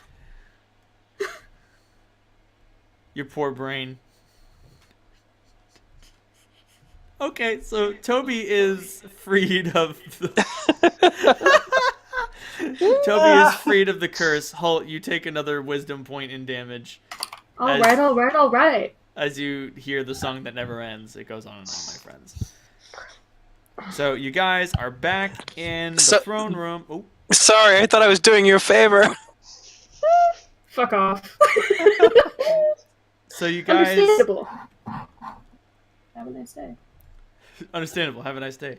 So you guys go into room 17 and you know that there's a secret door between room 17 and room 36, but you don't know where it is. But I think that this is where we're going to end it until next week, as we continue the exploration of Gemma's fortress.